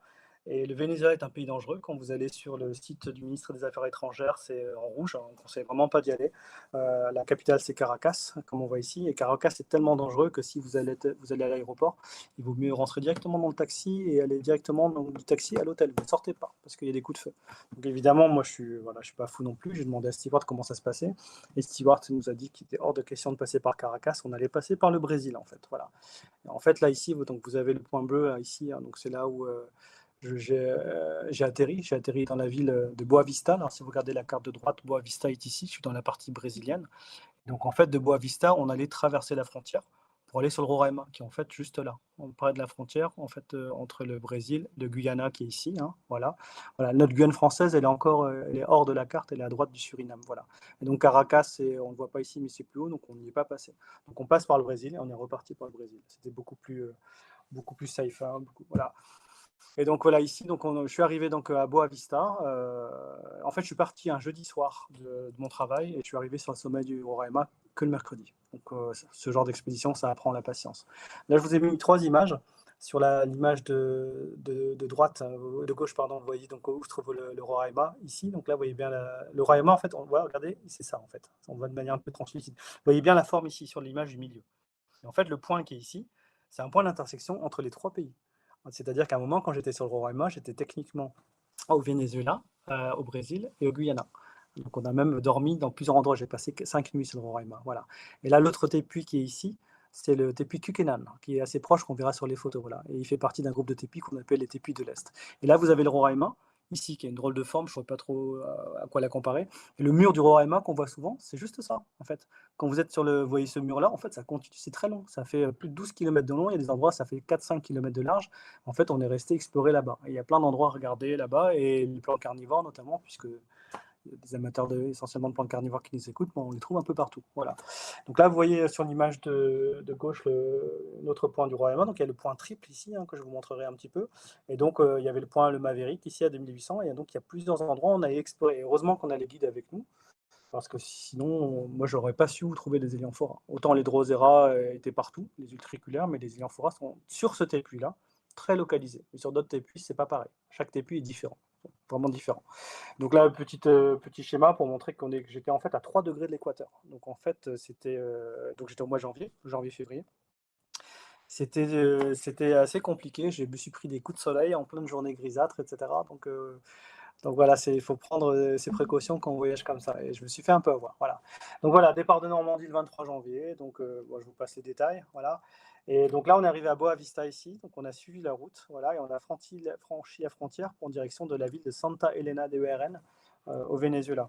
Bon, alors pour ceux qui n'ont pas l'habitude de voyager dans des pays comme ça, c'est des pays en voie de développement. Le Venezuela, ça a été très très compliqué. Il y a eu la crise. Il y a 20% de la population qui est partie pour aller travailler dans le Brésil.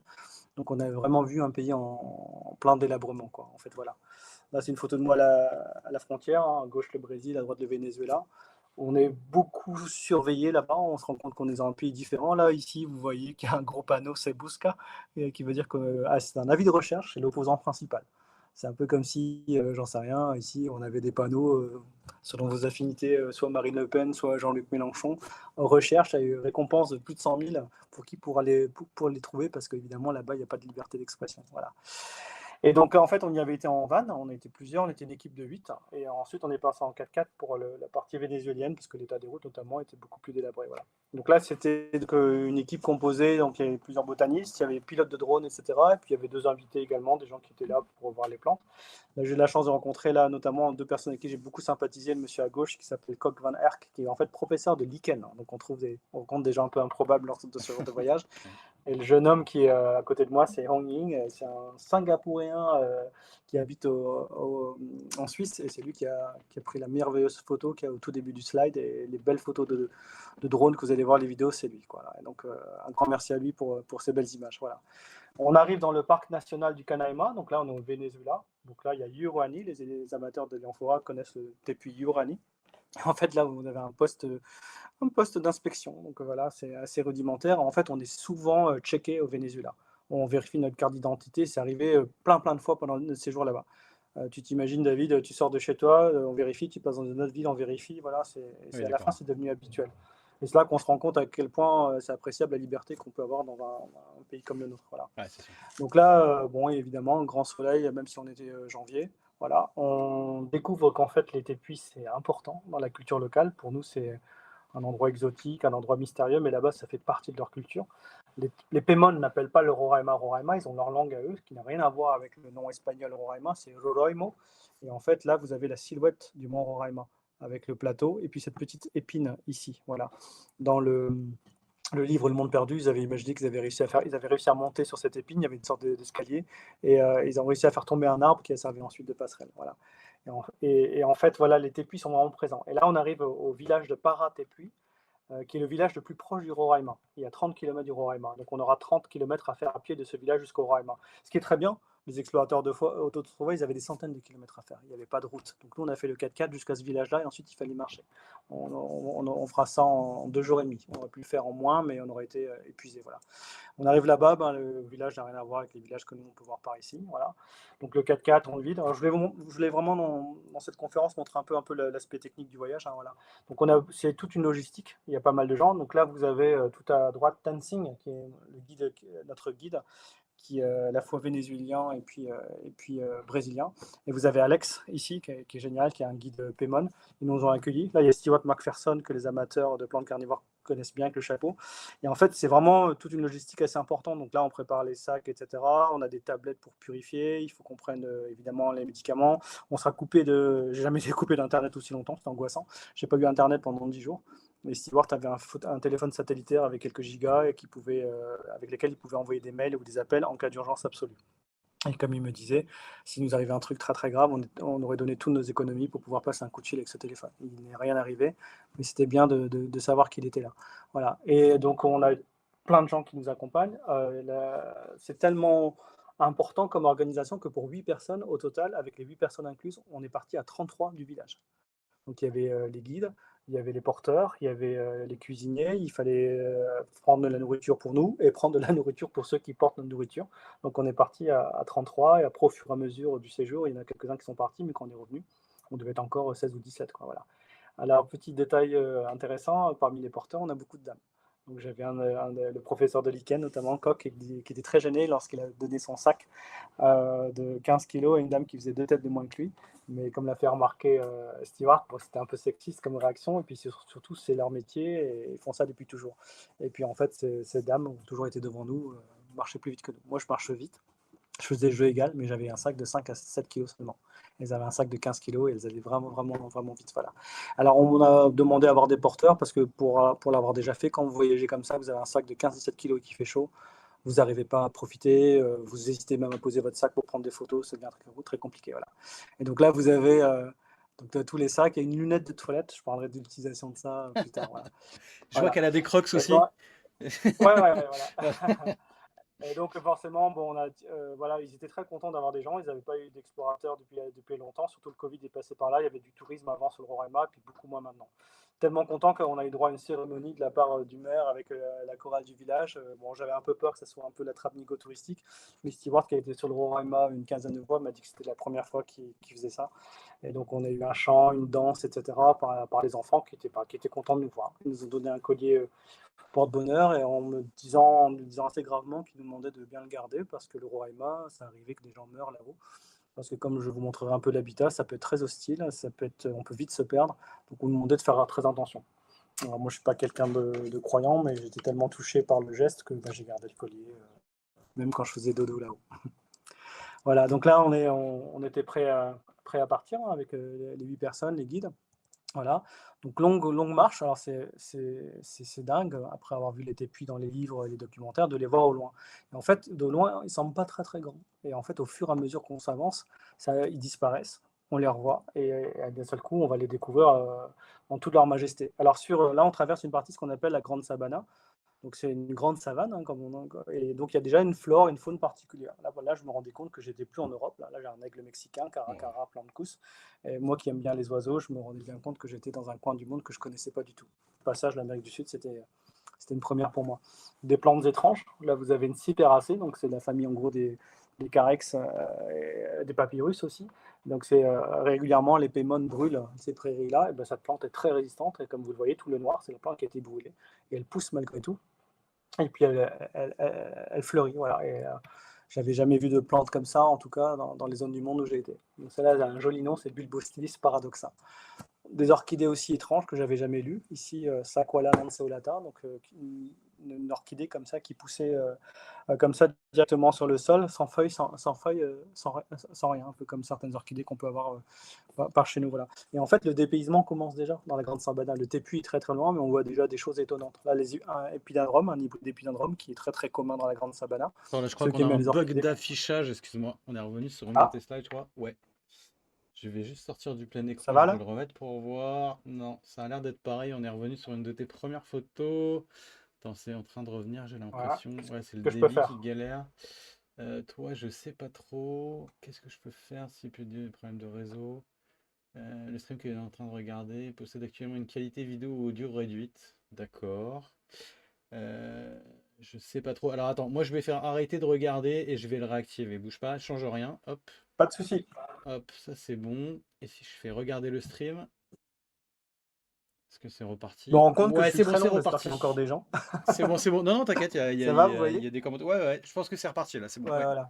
Je vous promets, on va voir les tépuis. Je vous promets, on va voir les tépuis. Vous pouvez mariner là.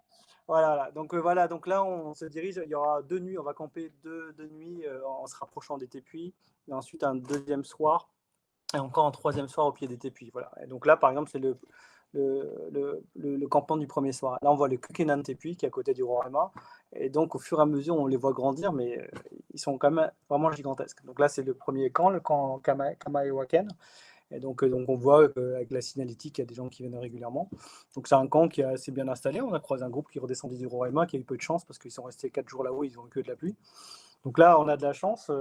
Moi, d'habitude, c'est assez route quand je fais des expéditions. Je monte ma tente tout seul, mais là, Stewart a trouvé des gens qui ont monté la tente pour nous. Donc, du coup, j'étais un peu gêné. Il y a ma tente là, en bas à droite. Et donc, il y a une tente exprès pour les toilettes. Voilà, il y a le siège que vous avez vu tout à l'heure qui est accroché à un tabouret. On a des sacs biodégradables, on doit accrocher les sacs, mettre une petite poudre qui accélère la décomposition, on fait nos besoins comme ça. On fait le pipi, les excréments sont dans des endroits très différents. Et il y a des porteurs qui sont diligentés pour porter le chocolat, comme ils appellent ça, pendant toute l'expédition, pour être sûr qu'on ne souille pas le Roraima, parce qu'il y a quelques années, ils ont trouvé par exemple plein de plants de tomates sur le sommet du Roraima, qui ont dû pousser là, parce que les graines, évidemment, ont résister au transit digestif. Voilà. Donc pour être sûr que ça reste propre et pour qu'il n'y ait pas du papier toilette partout, on repart avec nos excréments. Et pour la petite anecdote cocasse, à la fin du voyage, je discutais avec Tenzing, j'étais trop curieux, j'ai dit alors, c'est combien de kilos? Il y avait 64 kilos pour les 33 personnes. Donc il y avait 2-3 pauvres malheureux dont le travail c'était d'installer la tente et de transporter tout ça en haut puis en bas de la montagne. Voilà. Et donc là, bon, chaque soir, évidemment, comme les expéditions, vous en doutez, on fait le point, on explique comment ça se passe. Bon, là, c'était le premier soir. Et puis, on a fait ça à chaque fois là. Moi, pour l'instant, j'avais pas de travail parce que j'attendais d'être en haut pour me documenter. J'allais voir plusieurs espèces d'éléphants en fait là-haut. Voilà. Donc là, regardez, bah là, sur cette photo-là, c'est assez Wow. sympa. On voit bien le Roraima qui est un peu cette allure d'île sur les nuages là sur la droite et le Tepuy qui est sur la gauche, c'est le Kukenan Tepuy. Alors, un ami savait que j'aimais beaucoup les colibris qu'on trouve beaucoup en Amérique du Sud notamment. Il m'avait dit qu'une petite astuce, c'était de mettre une casquette, un couvre-chef rouge pour pouvoir les attirer parce qu'ils allaient peut-être me confondre avec une fleur. Voilà. Bon, ça a marché, mais pendant de longues heures, j'ai rien vu venir. J'avais plutôt l'impression d'être un supporter de Trump en goguette. Mais j'ai quand même gardé, et puis effectivement, j'allais voir mes colibris. Voilà. Et donc là, on se rapprochait du Roraima. Alors, j'étais très intrigué par la zone qui est entre les deux tépis que vous voyez ici. Et en fait, Tenzing m'expliquait que cette zone était complètement inexplorée, qu'il y avait des explorateurs qui avaient quasiment des nuages tout le temps. Et en fait, quand il n'y avait pas de nuages et qu'on essayait d'y aller, en fait, la végétation était tellement dense qu'en utilisant une machette, on n'arrivait qu'à ouvrir une centaine de mètres par jour. Donc en fait, on ne sait pas trop ce qui pousse là-bas ou ce qui vit là-bas. Donc il y a encore des endroits intéressants à examiner dans notre planète. Voilà. Et en s'approchant du Roraima, en fait, la flore commençait déjà à être vraiment intéressante. Voilà, là, vous voyez un peu la taille de l'endroit. Voilà. J'ai découvert des puyas que j'avais jamais vus. Hein. Ceux qui ont déjà prospecté en Amérique du Sud sont peut-être familiers avec cette broméliacée. Et moi, pour moi, c'était la première. Donc, les voir in situ, là, c'est Puya flocosa. J'étais vraiment content. Avec des fleurs bleues métalliques, ça fait penser un peu à un Tillandsia géant, en fait, quelque part. Voilà. Je suis tombé sur les premières carnivores du voyage, la fameuse Utricularia humboldt. Ceux qui aiment bien les utriculaires savent qu'il y a tout ce groupe d'utriculaires qui fait des grandes fleurs, hein, comme Utricularia humboldt, alpina,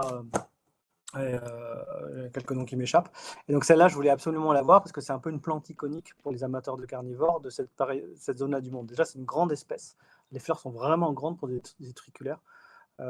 Et donc ça, elle fait des fleurs de 3-4 cm. Alors pour les quelques-uns qui écoutent et qui ne sont pas spécialisés dans les plantes carnivores, c'est une plante carnivore donc qui attrape des insectes grâce à des pièges souterrains qui vont aspirer les insectes. Alors j'ai pas pu photographier les pièges, mais des fleurs, j'en ai vraiment vu. Alors Utricularia alpina, c'est juste dingue. Ça pousse dans des prairies humides. Les fleurs sont grandes. Les feuilles, alors là, j'ai pas réussi à prendre une bonne photo. Les feuilles sont vraiment grandes pour une utriculaire. Là, c'était vraiment une feuille plutôt moyenne, plutôt petite. On les voit dépasser de la végétation.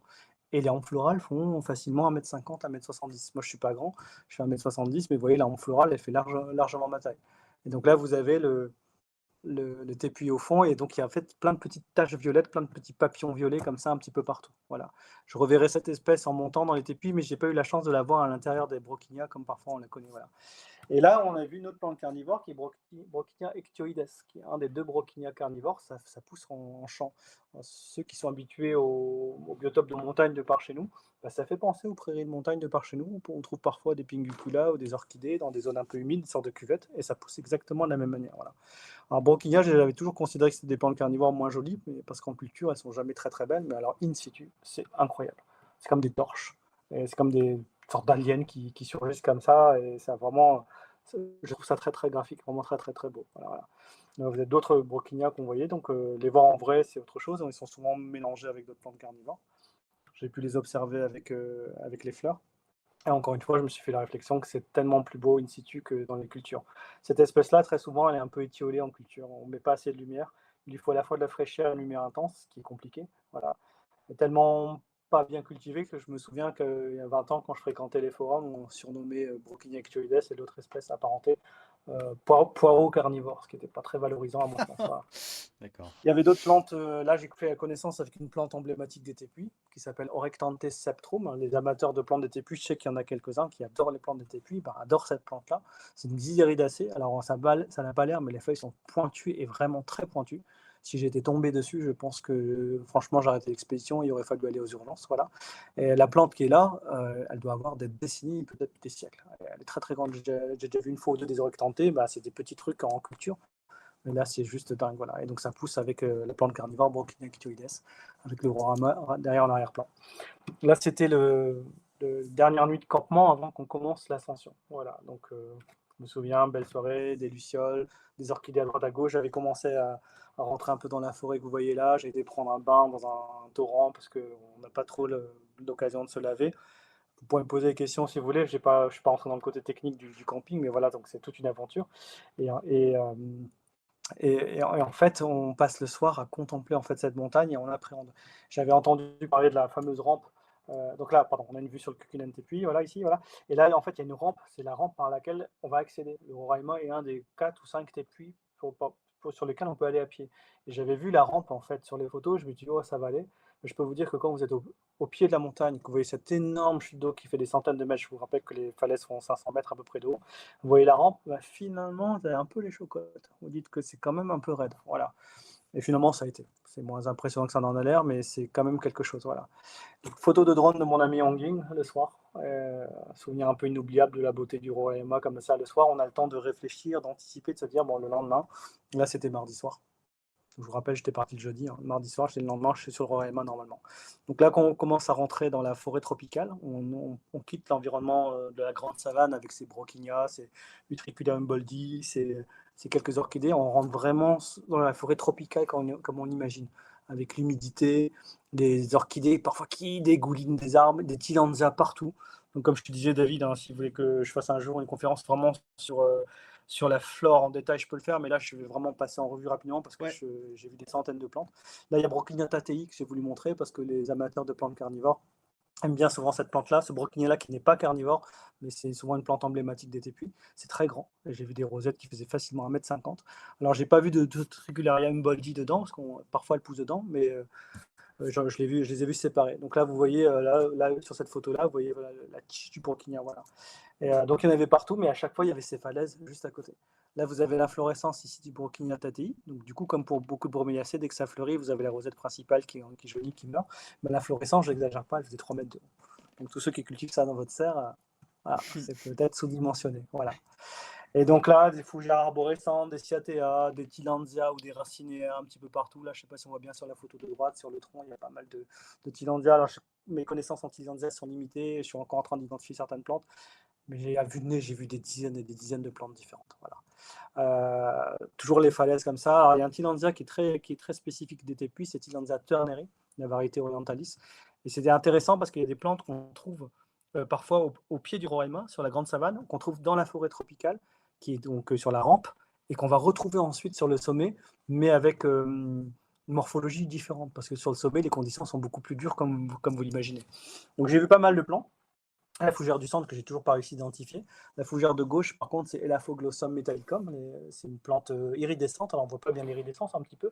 J'étais très content parce que du coup, je l'ai trouvé. Hein. Les guides ne connaissaient pas, ne savaient pas qu'elle était sur les épuis. Comme j'aime bien fouiller, Tenzing était très content de voir qu'il y avait une plante iridescente du Roraima. Elle était connue sur d'autres épuis, mais pas sur celui-ci. Donc maintenant, on sait où c'est. On a pris un point GPS et quand on retournera, on saura où la trouver. Il y a également des plantes très, très flashy hein, qui attirent les colibris comme le Symbolanthus elizabethae, plante que j'avais jamais vue. En fait, on pense souvent aux broméliacées et aux plantes carnivores quand on pense aux tépuis, mais il y a une variété assez dingue de plantes là-haut. J'en montre juste quelques-unes. Ici, Epidendrum, le genre Epidendrum qu'on trouve beaucoup sur le Roraima. Donc ici, c'est Epidendrum holstii. Très, très, très joli. J'ai toujours essayé de prendre des photos avec les tépuis un petit peu au fond. Là, c'était un mi-parcours de la rampe. Alors, la rampe, si on est très très vite, on est sportif, franchement, on peut la faire en 2 heures. Voilà. Alors après, je ne me rends plus trop compte parce que je ne suis pas sportif, mais souvent, je m'entraîne un peu avant de partir en expédition. Mais j'ai remarqué qu'à partir du moment où il y a des plantes, je ne sens pas la fatigue. Donc, je vais très très vite.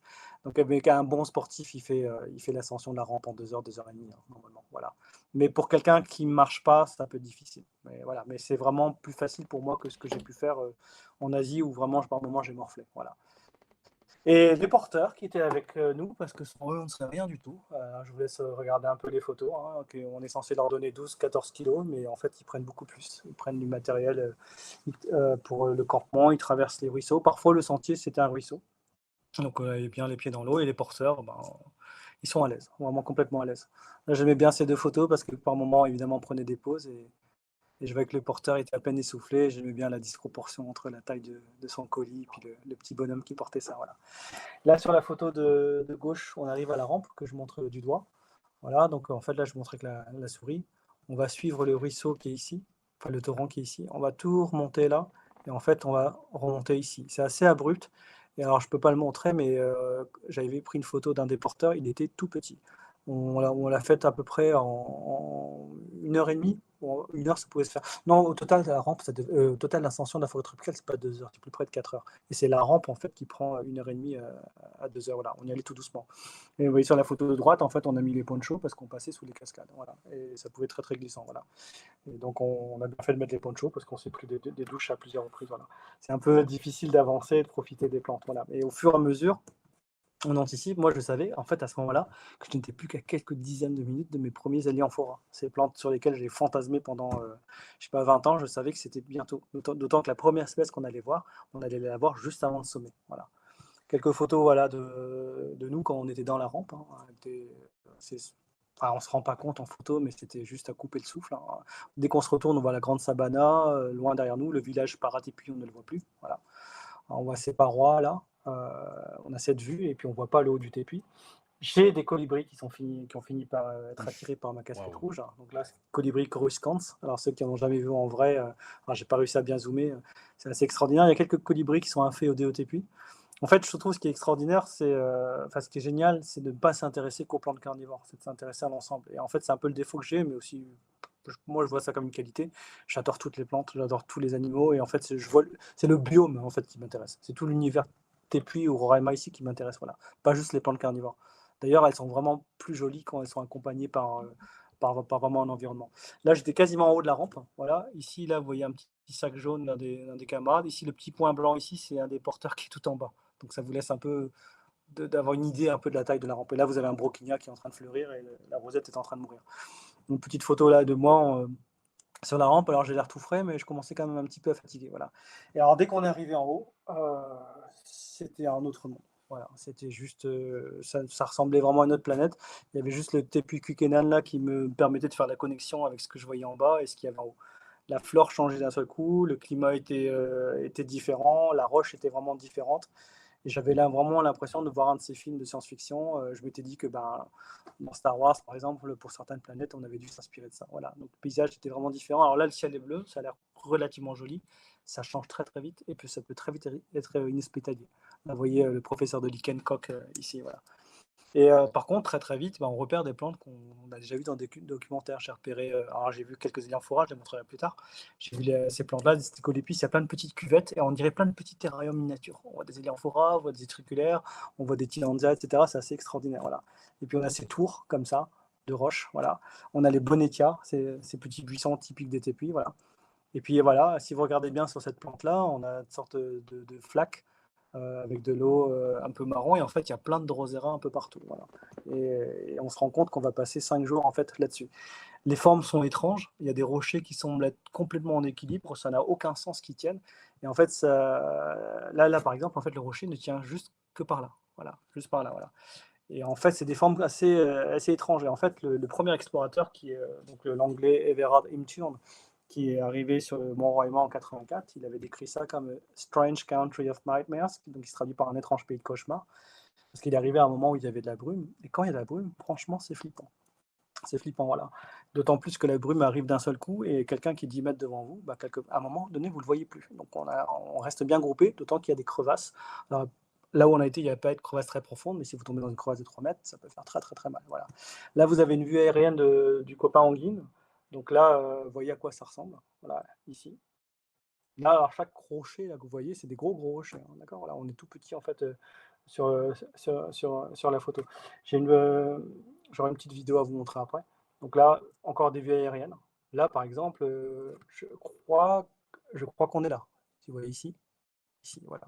Donc on est absolument minuscule. Donc vous vous souvenez un peu de la surface du Roraima. Là, par exemple, ici, c'est une rivière qui fait qui doit faire à peu près 15-20 mètres de large. Voilà. Donc ça vous montre un peu la surface. Et dans chacun de ces comment dire, plus îlots de végétation, vous avez des choses extraordinaires. Là, on voit des broquignats, là en jaune, ici. Voilà.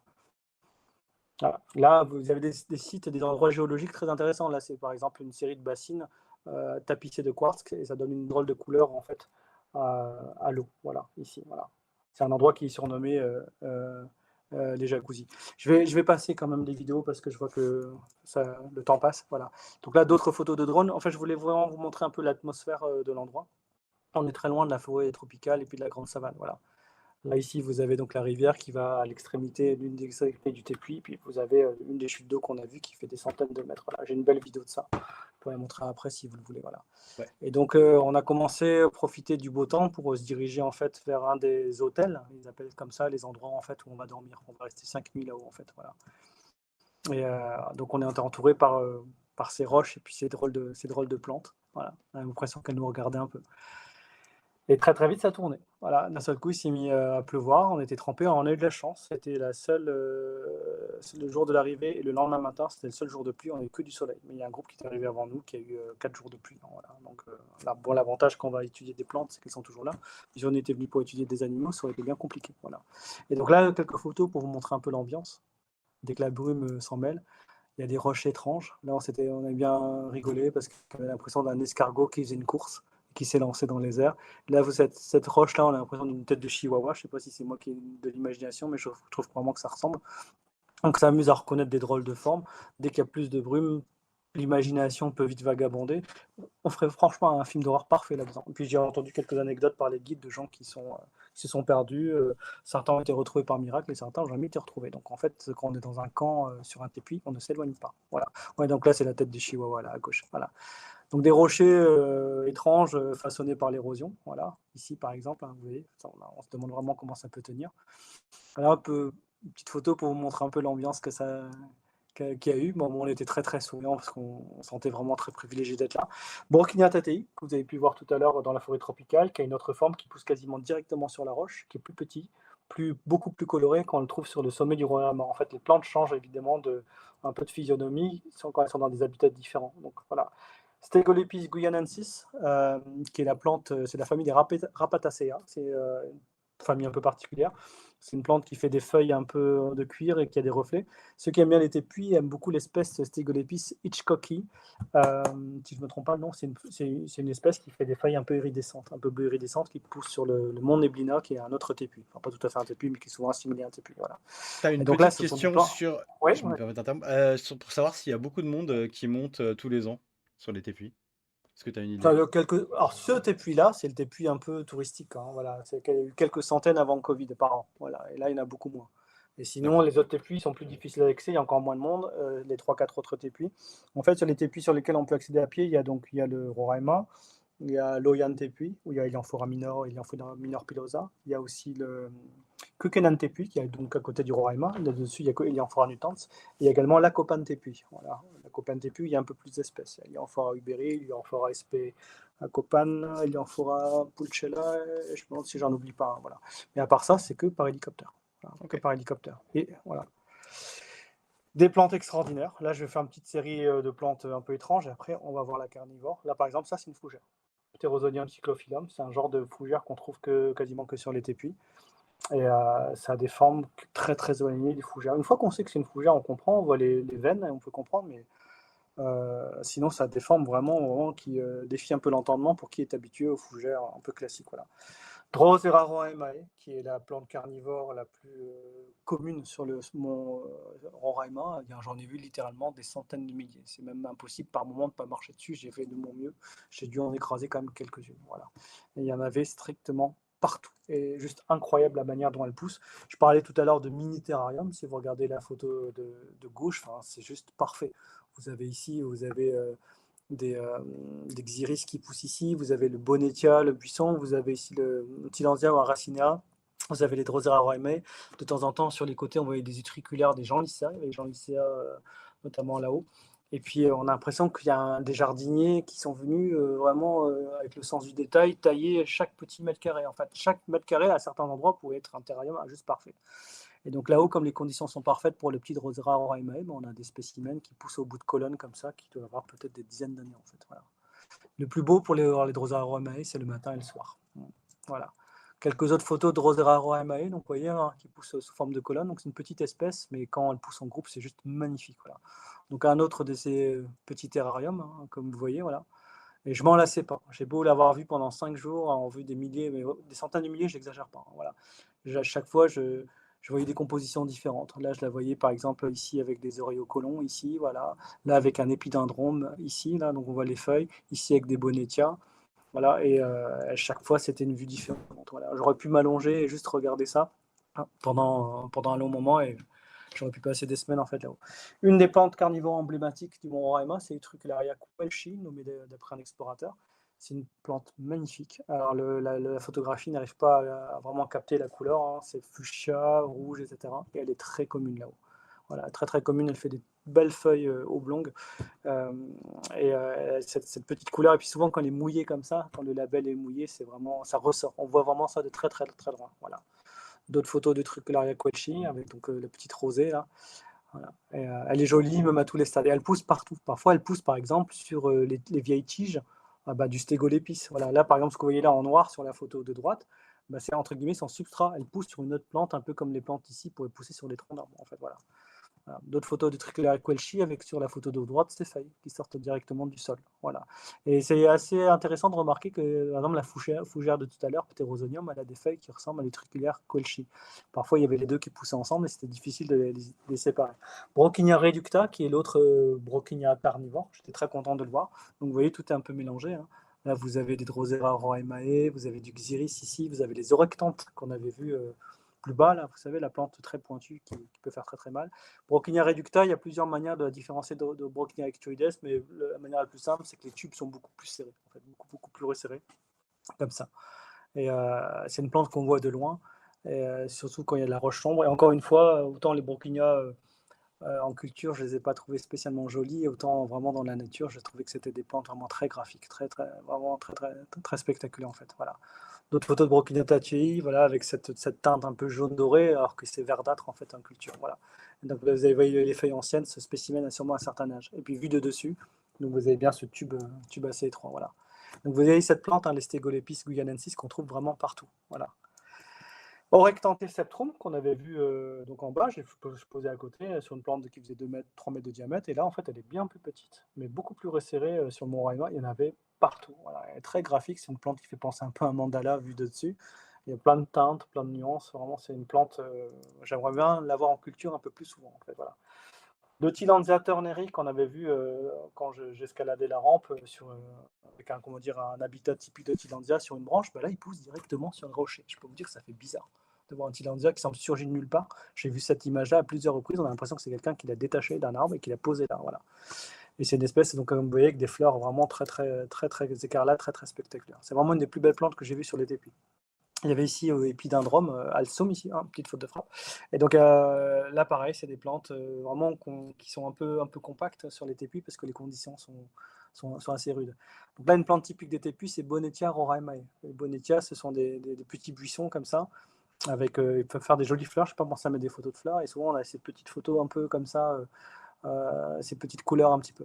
Et souvent, sur le roraemae, il y a toujours des coins où il y a des forêts de Bonnetiea. Voilà. D'ailleurs, des Elianthora en culture qui circulent sous le nom de Elianthora machin chose, par exemple Elianthora uberi, Bonnetiea forest, ça veut dire que là on l'a trouvé, c'était parmi les Bonnetiea. Voilà, donc des Bonnetiea, ça ressemble à ça, c'est très joli. Autre plante qui m'a beaucoup marqué, Cyrilla simiflora, un arbuste qui fait des fleurs assez spectaculaires, qu'on trouve en fait en Amérique du Sud et dans le sud des États-Unis, qui pousse comme un grand arbre de plusieurs mètres, mais sur le Roraima, ça pousse de manière prostrée et même parfois ça pousse à l'horizontale. Comme vous le voyez sur la photo de droite, on a l'impression que ça court en fait sur le sol. Alors, sur le Roraima, il faut savoir que ça peut descendre bas, hein. J'ai pris le thermomètre, c'est descendu à 3-4 degrés. Là où on a dormi, c'était moins froid, et quand ça monte, c'est plutôt 25 degrés, mais le ressenti sur la roche, c'est 40. Donc on va dire techniquement, ça peut aller 3 à 40 degrés. D'ailleurs, les animaux là-haut sont souvent noirs pour se protéger des UV, comme ce crapaud endémique du Roraima, Oreofrinella quelchi, qui est le même nom d'espèce que les triculaires. Et c'est intéressant de savoir que dans ce genre de crapaud, tous les tépus environnants ont leur espèce d'Oreofrinella. Voilà, ils se sont vraiment adaptés. Ce crapaud, il est assez rigolo. On l'a vu dans quelques documentaires, notamment de David Attenborough. Il ne sait pas sauter, il fait des petits bonds un peu ridicules. Et en fait, sa technique pour échapper à un prédateur, c'est de se rouler en boule et de dévaler des pentes. Il doit y avoir une vidéo qui doit traîner sur YouTube de David Attenborough qui explique ça. Et on voit vraiment au ralenti le crapaud qui roule. Alors, je ne l'ai pas embêté, je n'ai pas voulu le faire rouler, mais la tentation était grande.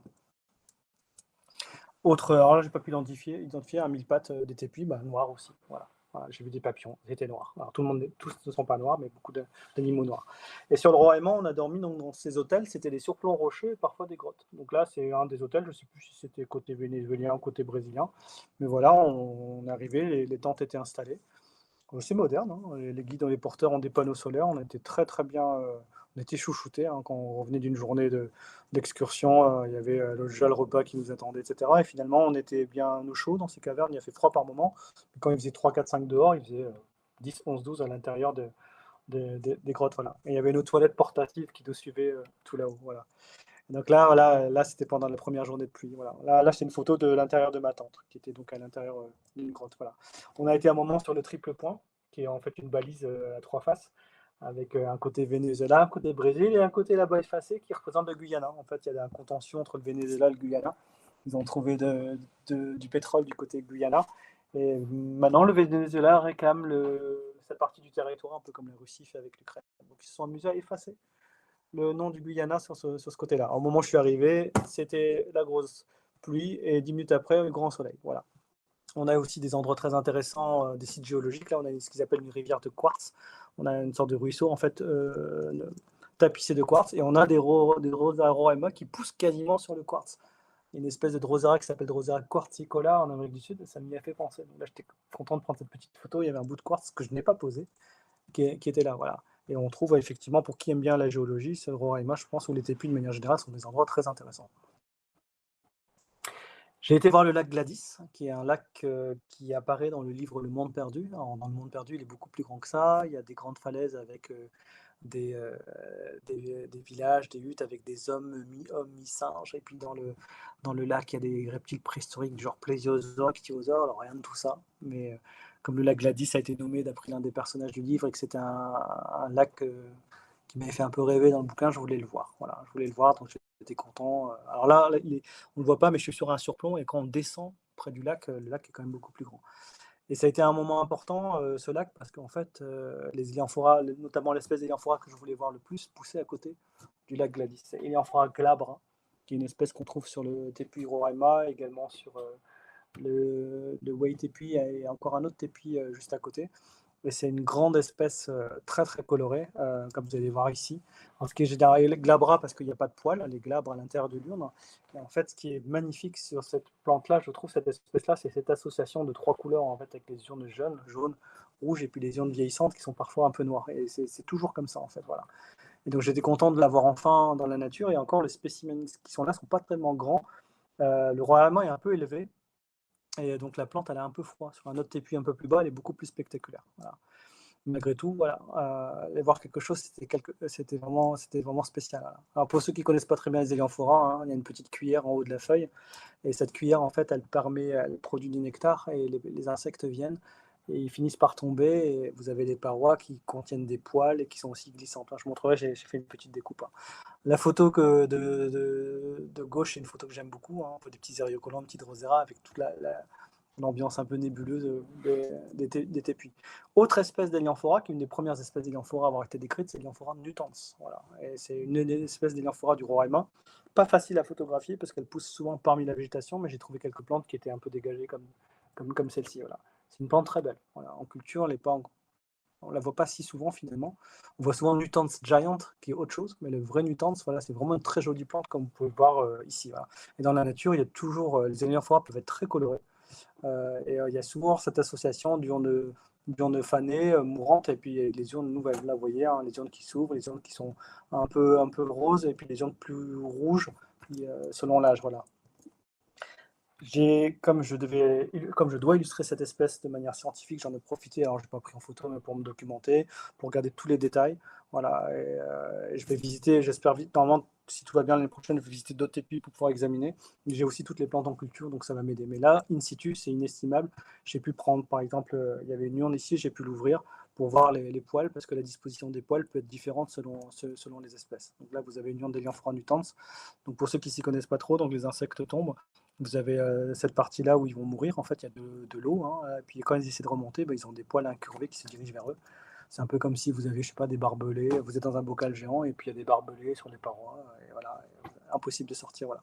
J'ai pu donc aussi examiner les fleurs. pour pouvoir voir un peu les différences. Alors les fleurs d'Elianthora se ressemblent beaucoup, hein. C'est pas les caractères les plus marquants pour pouvoir les différencier. J'ai vu l'Elianthora glabra X nutans, donc, qui est donc l'hybride entre les deux espèces d'Elianthora du mont Roraima, et en fait c'est le Nutans giant qu'on voit souvent en culture. Le jardin botanique de Kew Garden dans les début des années 80, qu'on a commencé à explorer pas mal de tépuis en hélicoptère, s'est rendu sur le mont Roraima, et ils ont ramené de là-bas des plantes remarquables. Souvent quand les explorateurs y vont, surtout quand ils travaillent avec des jardins botaniques, ils vont prendre les plantes les plus flashy. Il y a des plantes parmi les plantes les plus flashy qu'il y a sur le Roraima, mais il y a cet hybride en fait, voilà, qui fait des fleurs extraordinaires, des ions très très colorés. Et comme on avait décrit Nutans du Mont Roraima, ils se sont dit c'est juste un très grand Nutans. Mais maintenant on sait, on a examiné la forme de la cuillère, on a examiné la plante, on sait que c'est un hybride entre les deux espèces qu'il y a là-haut. Donc si vous avez du Nutans giant en culture, c'est du glabra X Nutans. Ça peut être très grand, très spectaculaire. Les photos des deux zones que vous avez là dépassaient largement les 40-45 cm. J'ai des photos que j'ai mises sur mon Instagram, on voit ma tête à côté, c'est juste assez dingue. Voilà. C'est pratiquement aussi grand qu'Elianthora ionasi, qui est l'espèce qui fait les urnes les plus grandes. Voilà. Et dans Elianthora glabra, on a eu la chance, on a découvert une autre petite population. On avait les points GPS pour les différents Elianthora glabra, je vous disais, c'est assez localisé. Et là, avec le guide Alex, on a trouvé une autre population qui était juste incroyable, qui, elle, par contre, poussait près d'une paroi où il doit y avoir un microclimat, c'était un peu plus chaud, et donc les plantes étaient beaucoup plus grandes. Alors, vous allez être peut-être surpris, mais les plantes que vous voyez là, les iones que vous voyez là, font 40 cm en moyenne. Voilà. J'avais mis une photo sur mes réseaux sociaux, on me voit à côté, voilà. Et en foie glabra, on reconnaît assez facilement la cuillère. Quelqu'un comme ça qui est un peu remonté. Moi, je trouve que de profil, ça fait souvent penser un petit peu un canard, en fait. Voilà. Et donc, du coup, j'ai eu des moments privilégiés. J'ai pu rester vraiment parmi les plantes pour pouvoir les étudier, regarder les détails. Là, le camp, l'un des hôtels où on dormait, n'était pas très loin, n'était qu'à 10 minutes de marche. Donc, Alex, le guide, était sympa. Il est resté un bon moment avec moi. Et puis, j'ai pu dessiner, croquer les plantes quasiment jusqu'au coucher du soleil. Donc j'ai plein d'informations et de références précieuses pour le livre que je vais faire. Voilà. Là, j'étais tout seul, tout le monde était reparti au camp, et puis je suis resté une bonne demi-heure tout seul. Voilà. Bon, évidemment, cette expédition n'aurait pas été possible sans Alex et Tenzing, hein, donc ils sont fiers de montrer ça. Alex, il habite à côté à Paray-Tepuy, donc le Roraima, il le respecte énormément, et c'est un peu sa maison. Et quant à Tenzing, il a grandi avec tous ces tépuis, toutes ces montagnes. C'est sa vie en fait. Tenzing m'a expliqué que ses parents lui ont donné le nom du premier guide qui a fait l'ascension du mont Everest en 1953, je crois. Il s'appelait Tenzing Corday. Et puis voilà, avec un nom pareil, il pouvait devenir que guide de montagne. Voilà. Je vais terminer avec quelques photos que j'ai prises au bord du Roraima pour voir un petit peu l'ambiance. Évidemment, vous n'avez pas le vent, vous n'avez pas l'impression. À un moment, je me suis assis, j'ai fait une sieste avec les Elianthora à mes pieds et le tout côté de tépuis qui était au loin. Moi, ça, je ne l'ai pas photographié parce que c'est tout ça, c'est pour moi. Je n'oublierai jamais ce moment-là. Voilà. Et là, d'autres photos qu'on a prises. Voilà. Et puis la photo un peu souvenir. Voilà. La photo qui fait tellement penser au dessin animé là-haut avec la maison qui est posée. Là, vous avez le Coquet d'un tépuis au loin. Et puis je suis sur le bord. Un des bords du Roraima. Alors sur d'autres photos de parois, on voit sur les parois à la verticale des Elianthora nutans. Alors je ne les ai pas mises, mais je les montrerai. Voilà. Donc le souvenir aussi des soirs avec le soleil couchant, les stégolepis partout. Là, par exemple, il y avait des Elianthora. J'ai regardé le coucher du soleil avec les Elianthora. Donc au-delà du côté scientifique, où j'ai pu noter, j'ai pu préparer le travail, sur le plan, on va dire, des émotions, le plan humain, parce que... Ah, il y a mon brumisateur qui se met en route. Vous l'entendez? Un petit peu, mais ça va. Vous entendez un bruit ou pas? Un petit peu. Ouais, je vais juste arrêter 2 secondes parce que j'ai une serre en fait. J'arrive, juste 10 secondes. Je t'en prie.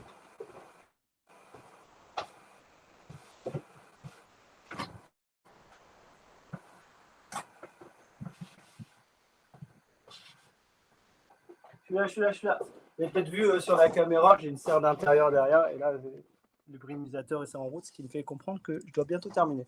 Bon, en fait, c'est la fin. Voilà, la fin. Je ne vais pas raconter la descente, etc. Mais donc, expérience humaine vraiment mémorable. Il y avait des côtés rendez-vous en terre inconnue, hein, pour ceux qui connaissent l'émission. Voilà, mais voilà, il y a des choses que je vais garder pour moi. Je voulais vraiment vous montrer vraiment un peu, que vous ayez une idée un peu du voyage dans son ensemble. Maintenant, j'ai beaucoup de travail, j'ai beaucoup de devoirs. Je vais devoir faire donc une trentaine d'illustrations, donc 4 peintures, et illustrer donc les 24 espèces. C'est ce qui va m'occuper essentiellement pendant les 12 mois à venir.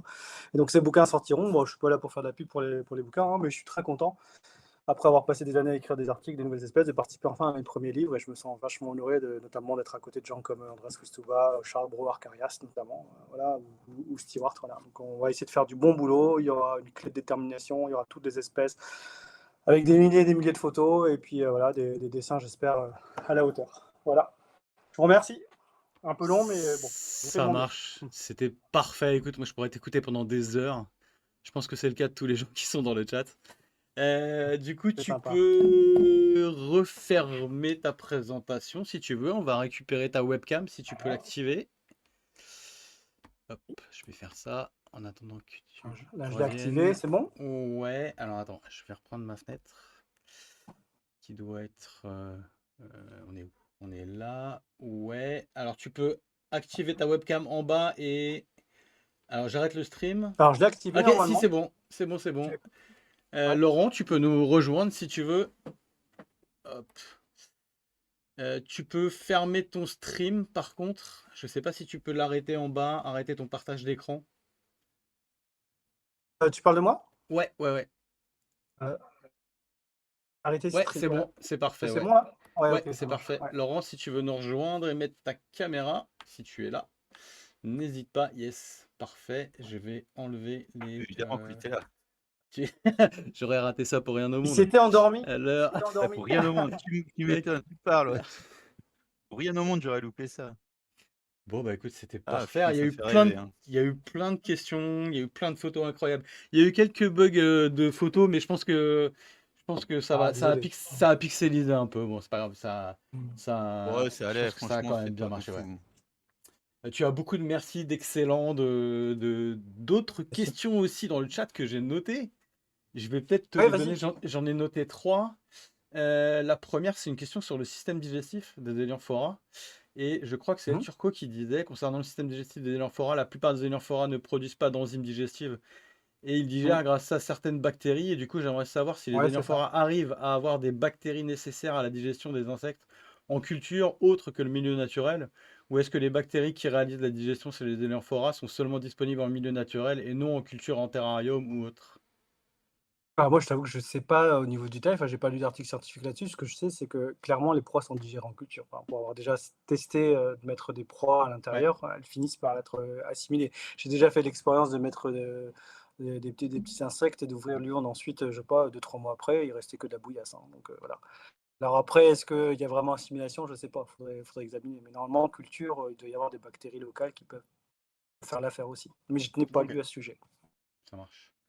Laurent, est-ce que tu avais des questions, toi, avant que je passe à la question d'après? Ah, ouais, plein. Mais déjà, franchement, c'est génial d'expliquer pourquoi le dessin, ça reste et ça restera un truc indispensable. C'est Je comme, parce qu'on pense, a refait ouais, le. après, je sais pas On si a, voilà, ils vont réussir en intelligence artificielle de faire l'équivalent. C'est je pense pas. possible, on verra. Enfin, il faut qu'il y ait des références, il faut qu'il y ait d'autres planches en fait. Voilà, et beaucoup de plantes ne sont pas illustrées forcément correctement. Donc je pense que on a encore de la marge. Voilà. Mais effectivement, Ah, c'est l'illustration sûr. scientifique, c'est important. C'est vraiment important. On peut vraiment avoir tout le concept d'une espèce en une image. Ouais, et puis Est-ce- moi je fais ça, mais pour l'archéologie. Enfin, quand tu dessines quelque chose, un vase ou autre, bah, tu le Mhm. sens en fait. Je sais pas, il y a un truc qui passe et tu l'as très bien expliqué qu'à un moment, tu la comprends la plante. Et est-ce que quand tu retranscris les choses, tu retranscris des choses que tu peux pas faire avec de la photo, je pense. Et en plus, on peut insister sur certains aspects. Par exemple, j'en sais Ouais. rien, imaginons que sur une feuille, il y a à la fois des poils, des glandes, hein, des petites sortes de petits boutons qui produisent du nectar ou voilà. Et ben, quand on va regarder la photo, on va peut-être avoir du mal à différencier les poils et les glandes qui sont parmi les poils. C'est-à-dire qu'il faudra vraiment se concentrer sur les glandes et faire quelque part, il faudra que l'esprit fasse abstraction des poils pour bien voir les glandes. Sur une planche scientifique, je peux tout à fait mettre un peu en flouté les poils pour qu'on puisse mieux voir les glandes. Hmm. Vraiment, quelque part, insister tout en restant raisonnable. Mais je peux vraiment mettre en valeur certains aspects qui sont difficiles à voir sur une photo. J'ai juste une dernière Mais question. vas-y, je t'en prie. Après, je Il laisserai les autres. n'y a pas de. Euh, En fait, ce qui me fascine dans la botanique, c'est qu'il y a des gens comme toi sont on va dire des amateurs éclairés, comme dans plein de disciplines. Il y avait ça auparavant, mais ça a disparu. Et là, il y a l'air d'avoir un travail en commun qui se fait très bien. Et puis, voilà, on voit qu'il y a beaucoup d'amitié, de respect entre les gens et que les scientifiques, dont c'est le métier, des amateurs éclairés, arrivent à travailler ensemble et à faire des choses vachement bien. Je sais pas Après, ça dépend, comment. ça dépend des domaines. Enfin, là, moi, enfin, l'avantage, je pense, de m'entendre avec beaucoup de gens. Mais après, il y a des histoires d'ego, il y a des histoires dans tous les domaines. Je sais que, par exemple, dans le domaine de l'orchidophilie, c'est beaucoup plus compliqué. Vous mettez des amateurs d'ophrys ou de Paphiopedilum dans une même pièce, je pense qu'il va y avoir du dégât. Voilà.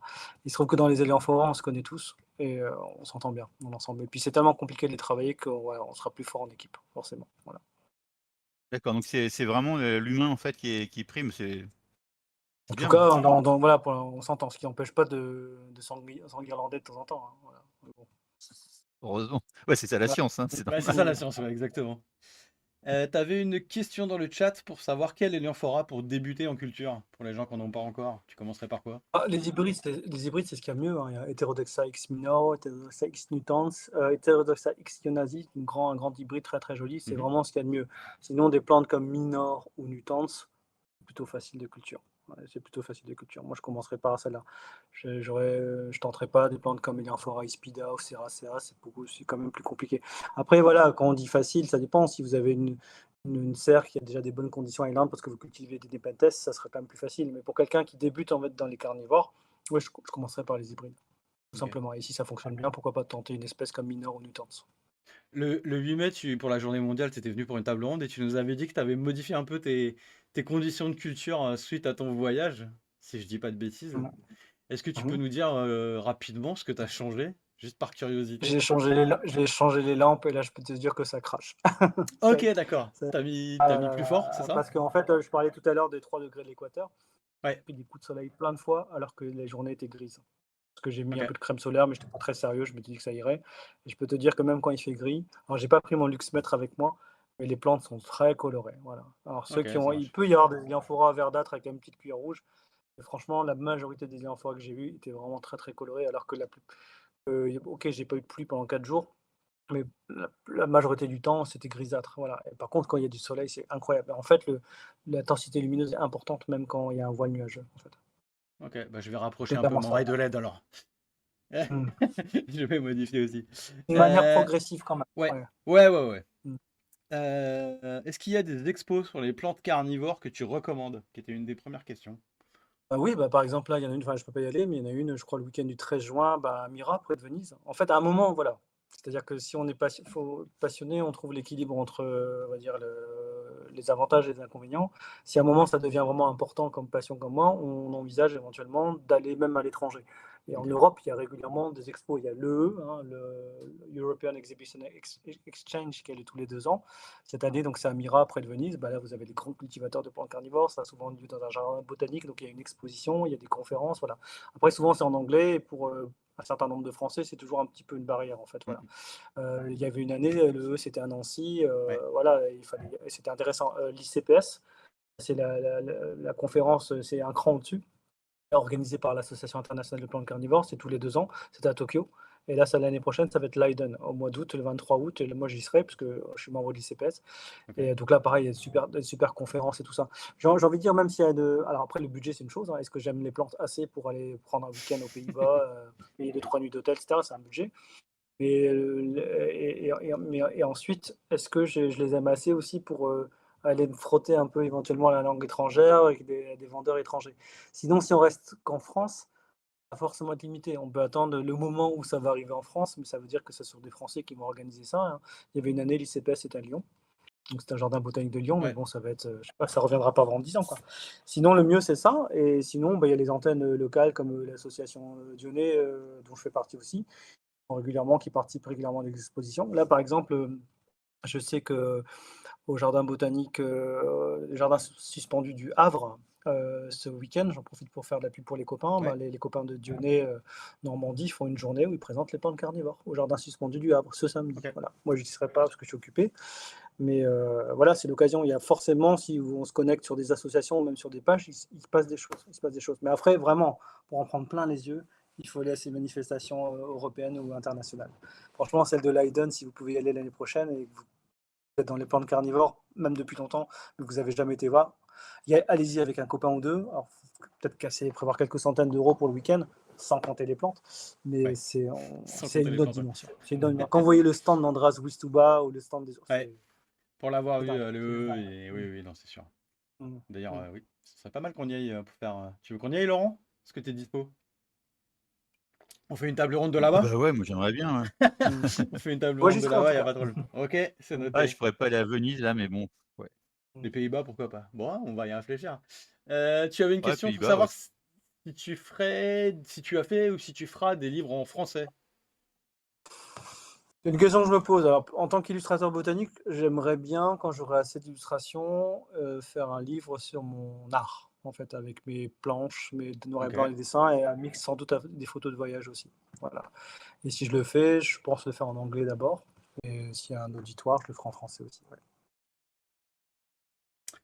Tu avais une question d'Hanoï qui demande, lorsque vous montez sur les tépuis, est-ce que vous n'avez pas peur de vous faire manger, je suppose?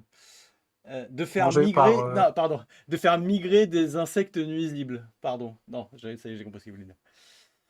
Ça peut toujours arriver. C'est un peu comme pour les batraciens, hein, quand on va dans des endroits où il y a par exemple des salamandres, etc. Il y a cette fameuse maladie là. Et donc on doit nettoyer les chaussures, etc. Euh, Normalement, on nous a demandé de faire attention d'avoir du matériel neuf. Après, j'exclus pas qu'il puisse y avoir possibilité qu'il y ait quelque chose qui s'introduise. Alors, à partir du moment où on passe pas comment dire, d'un biome à un autre biome, c'est-à-dire, je sais pas, de bottes qui ont été utilisées dans une jungle et qu'on les a pas lavées et qu'ensuite on passe directement au tépuis, il ne devrait pas y avoir de problème, je pense. Ouais, Voilà. Après, je suis ok. pas spécialiste. Voilà. J'ai pas entendu dire. Moi, je sais que pour les batraciens, j'aime beaucoup, je fais beaucoup d'herpétologie. Je sais que pour les salamandres, par exemple, pour être sûr de pas. J'ai plus le nom de ce champignon. Ceux qui m'écoutent, qui aiment bien, doivent connaître. Voilà, je sais que je désinfecte mes bottes, en fait, quand voilà, je vais aller dans un endroit où il y a des salamandres, pour pouvoir pour pas propager ça. Je sais qu'il y a eu des populations entières de salamandres qui ont disparu pendant une vingtaine d'années, en Europe notamment, suite à ça. Voilà. Ok, parfait. Eh ben écoute, merci. 23h, je pense qu'on s'approche de Ouais, la je crois fin que c'est du pas Une mal. concours. dernière chose, il y a un Vas-y, super je t'en prie. bouquin de Redfern sur Charles Brewer, c'est Caria, c'est ça? Carias, ouais, ouais. En fait, c'est un livre que Charles a sorti il y a quelques années. Et en fait, Redfern l'a traduit et Ouais, amélioré avec des photos. Je le recommande. Je l'ai il est ici. super, ouais, je l'ai acheté, ouais. Ouais, C'est je vais vous génial. montrer. Voilà, il est énorme. Voilà, Wow. il rentre pas dans les étagères. Ok. Voilà. Et pour qui peut pas aller sur les tépuis, c'est déjà super. Le livre est juste Ah ouais, magnifique. franchement, c'est une Et qualité incroyable. voilà. Et Charles est un sacré personnage. Donc c'est lui qui a inspiré le méchant dans là-haut. D'ailleurs, le méchant lui ressemble. D'accord. C'est parfait. Bah écoutez, on a fait le tour des questions, je crois. Merci beaucoup pour votre participation à tous les deux. Bon, Laurent, ça aurait Avec été plaisir. rapide, mais, Merci, mais franchement, j'aurais loupé ça pour rien au monde. C'est passionnant, vraiment, on en prend ouais, plein les mirettes, quoi. C'est gentil. c'est toutes les Ça fait photos, les rêver. explications, on sent que tu es vraiment pris par ça. Il n'y a pas photo. Je pense que tu as t'as bien fait passer en tout cas le message et les sensations. Et ta passion en tout Avec Après, on dit grand cas. toujours que la science, c'est un peu chiant tout ça. Et là, non, la science, ça peut encore être de l'aventure, quoi. Tu peux encore découvrir des choses avec d'autres gens, travailler en équipe. Et voilà, je trouve Carrément. ça génial, franchement. Bravo. C'est Super. parfait. J'ai passé un bon moment aussi. Bah tant mieux, écoute, j'espère qu'on. Tu nous as demandé si on aimerait une autre conf sur spécifiquement la Pas bio hésiter. là-haut. Voilà. Et en fait, je devrais y retourner l'année prochaine. Normalement, on m'a demandé, en fait, Stewart m'a demandé Ok, de guider un groupe de francophones l'année prochaine sur le Roraima. Au passage, il reste 3 places. Hein. Et normalement, si tout va bien, je devrais également précéder cette expédition-là d'une autre expédition sur des tépis, sur d'autres tépis, ça sera en hélicoptère. Mais là, on travaille sur le financement. ok, Donc le Roraima, c'est sûr, j'y retourne. Je vais être guide assistant. Je serai avec Stewart et Tenzing, je serai guide d'accord. assistant. Et il y aura une expédition de 10 jours juste avant. Donc là, pour d'autres tépis en hélicoptère. Là, c'est pas encore sûr, c'est 50-50. Je dirais que ça sent bon, mais on verra bien. Ça marche. Donc je pourrais faire une autre conf si tu veux l'année prochaine. Avec grand plaisir. Je pense que tout le monde dira la même Mhm. chose que moi, avec grand plaisir. C'est parfait. Bah, écoutez, on va se quitter là-dessus. Je vous remercie Ça à tous marche. les 2 d'avoir été dispo. Merci Je vous beaucoup. rappelle qu'on se Ouais, ça voit dans 2 semaines pour la dernière table ronde, de l'année avant, septembre, puisqu'on arrête en juillet-août. Donc si je dis pas de bêtises, le 18 juin, on se retrouve autour de la dernière table ronde sur Twitch, toujours 21h le mercredi. Messieurs, merci beaucoup. Merci au chat pour vos questions et votre marche. soutien, vos subs. Et je vous dis donc à 15 jours. Dans 15 jours. Merci marche. beaucoup. Bonne soirée, Bye. merci.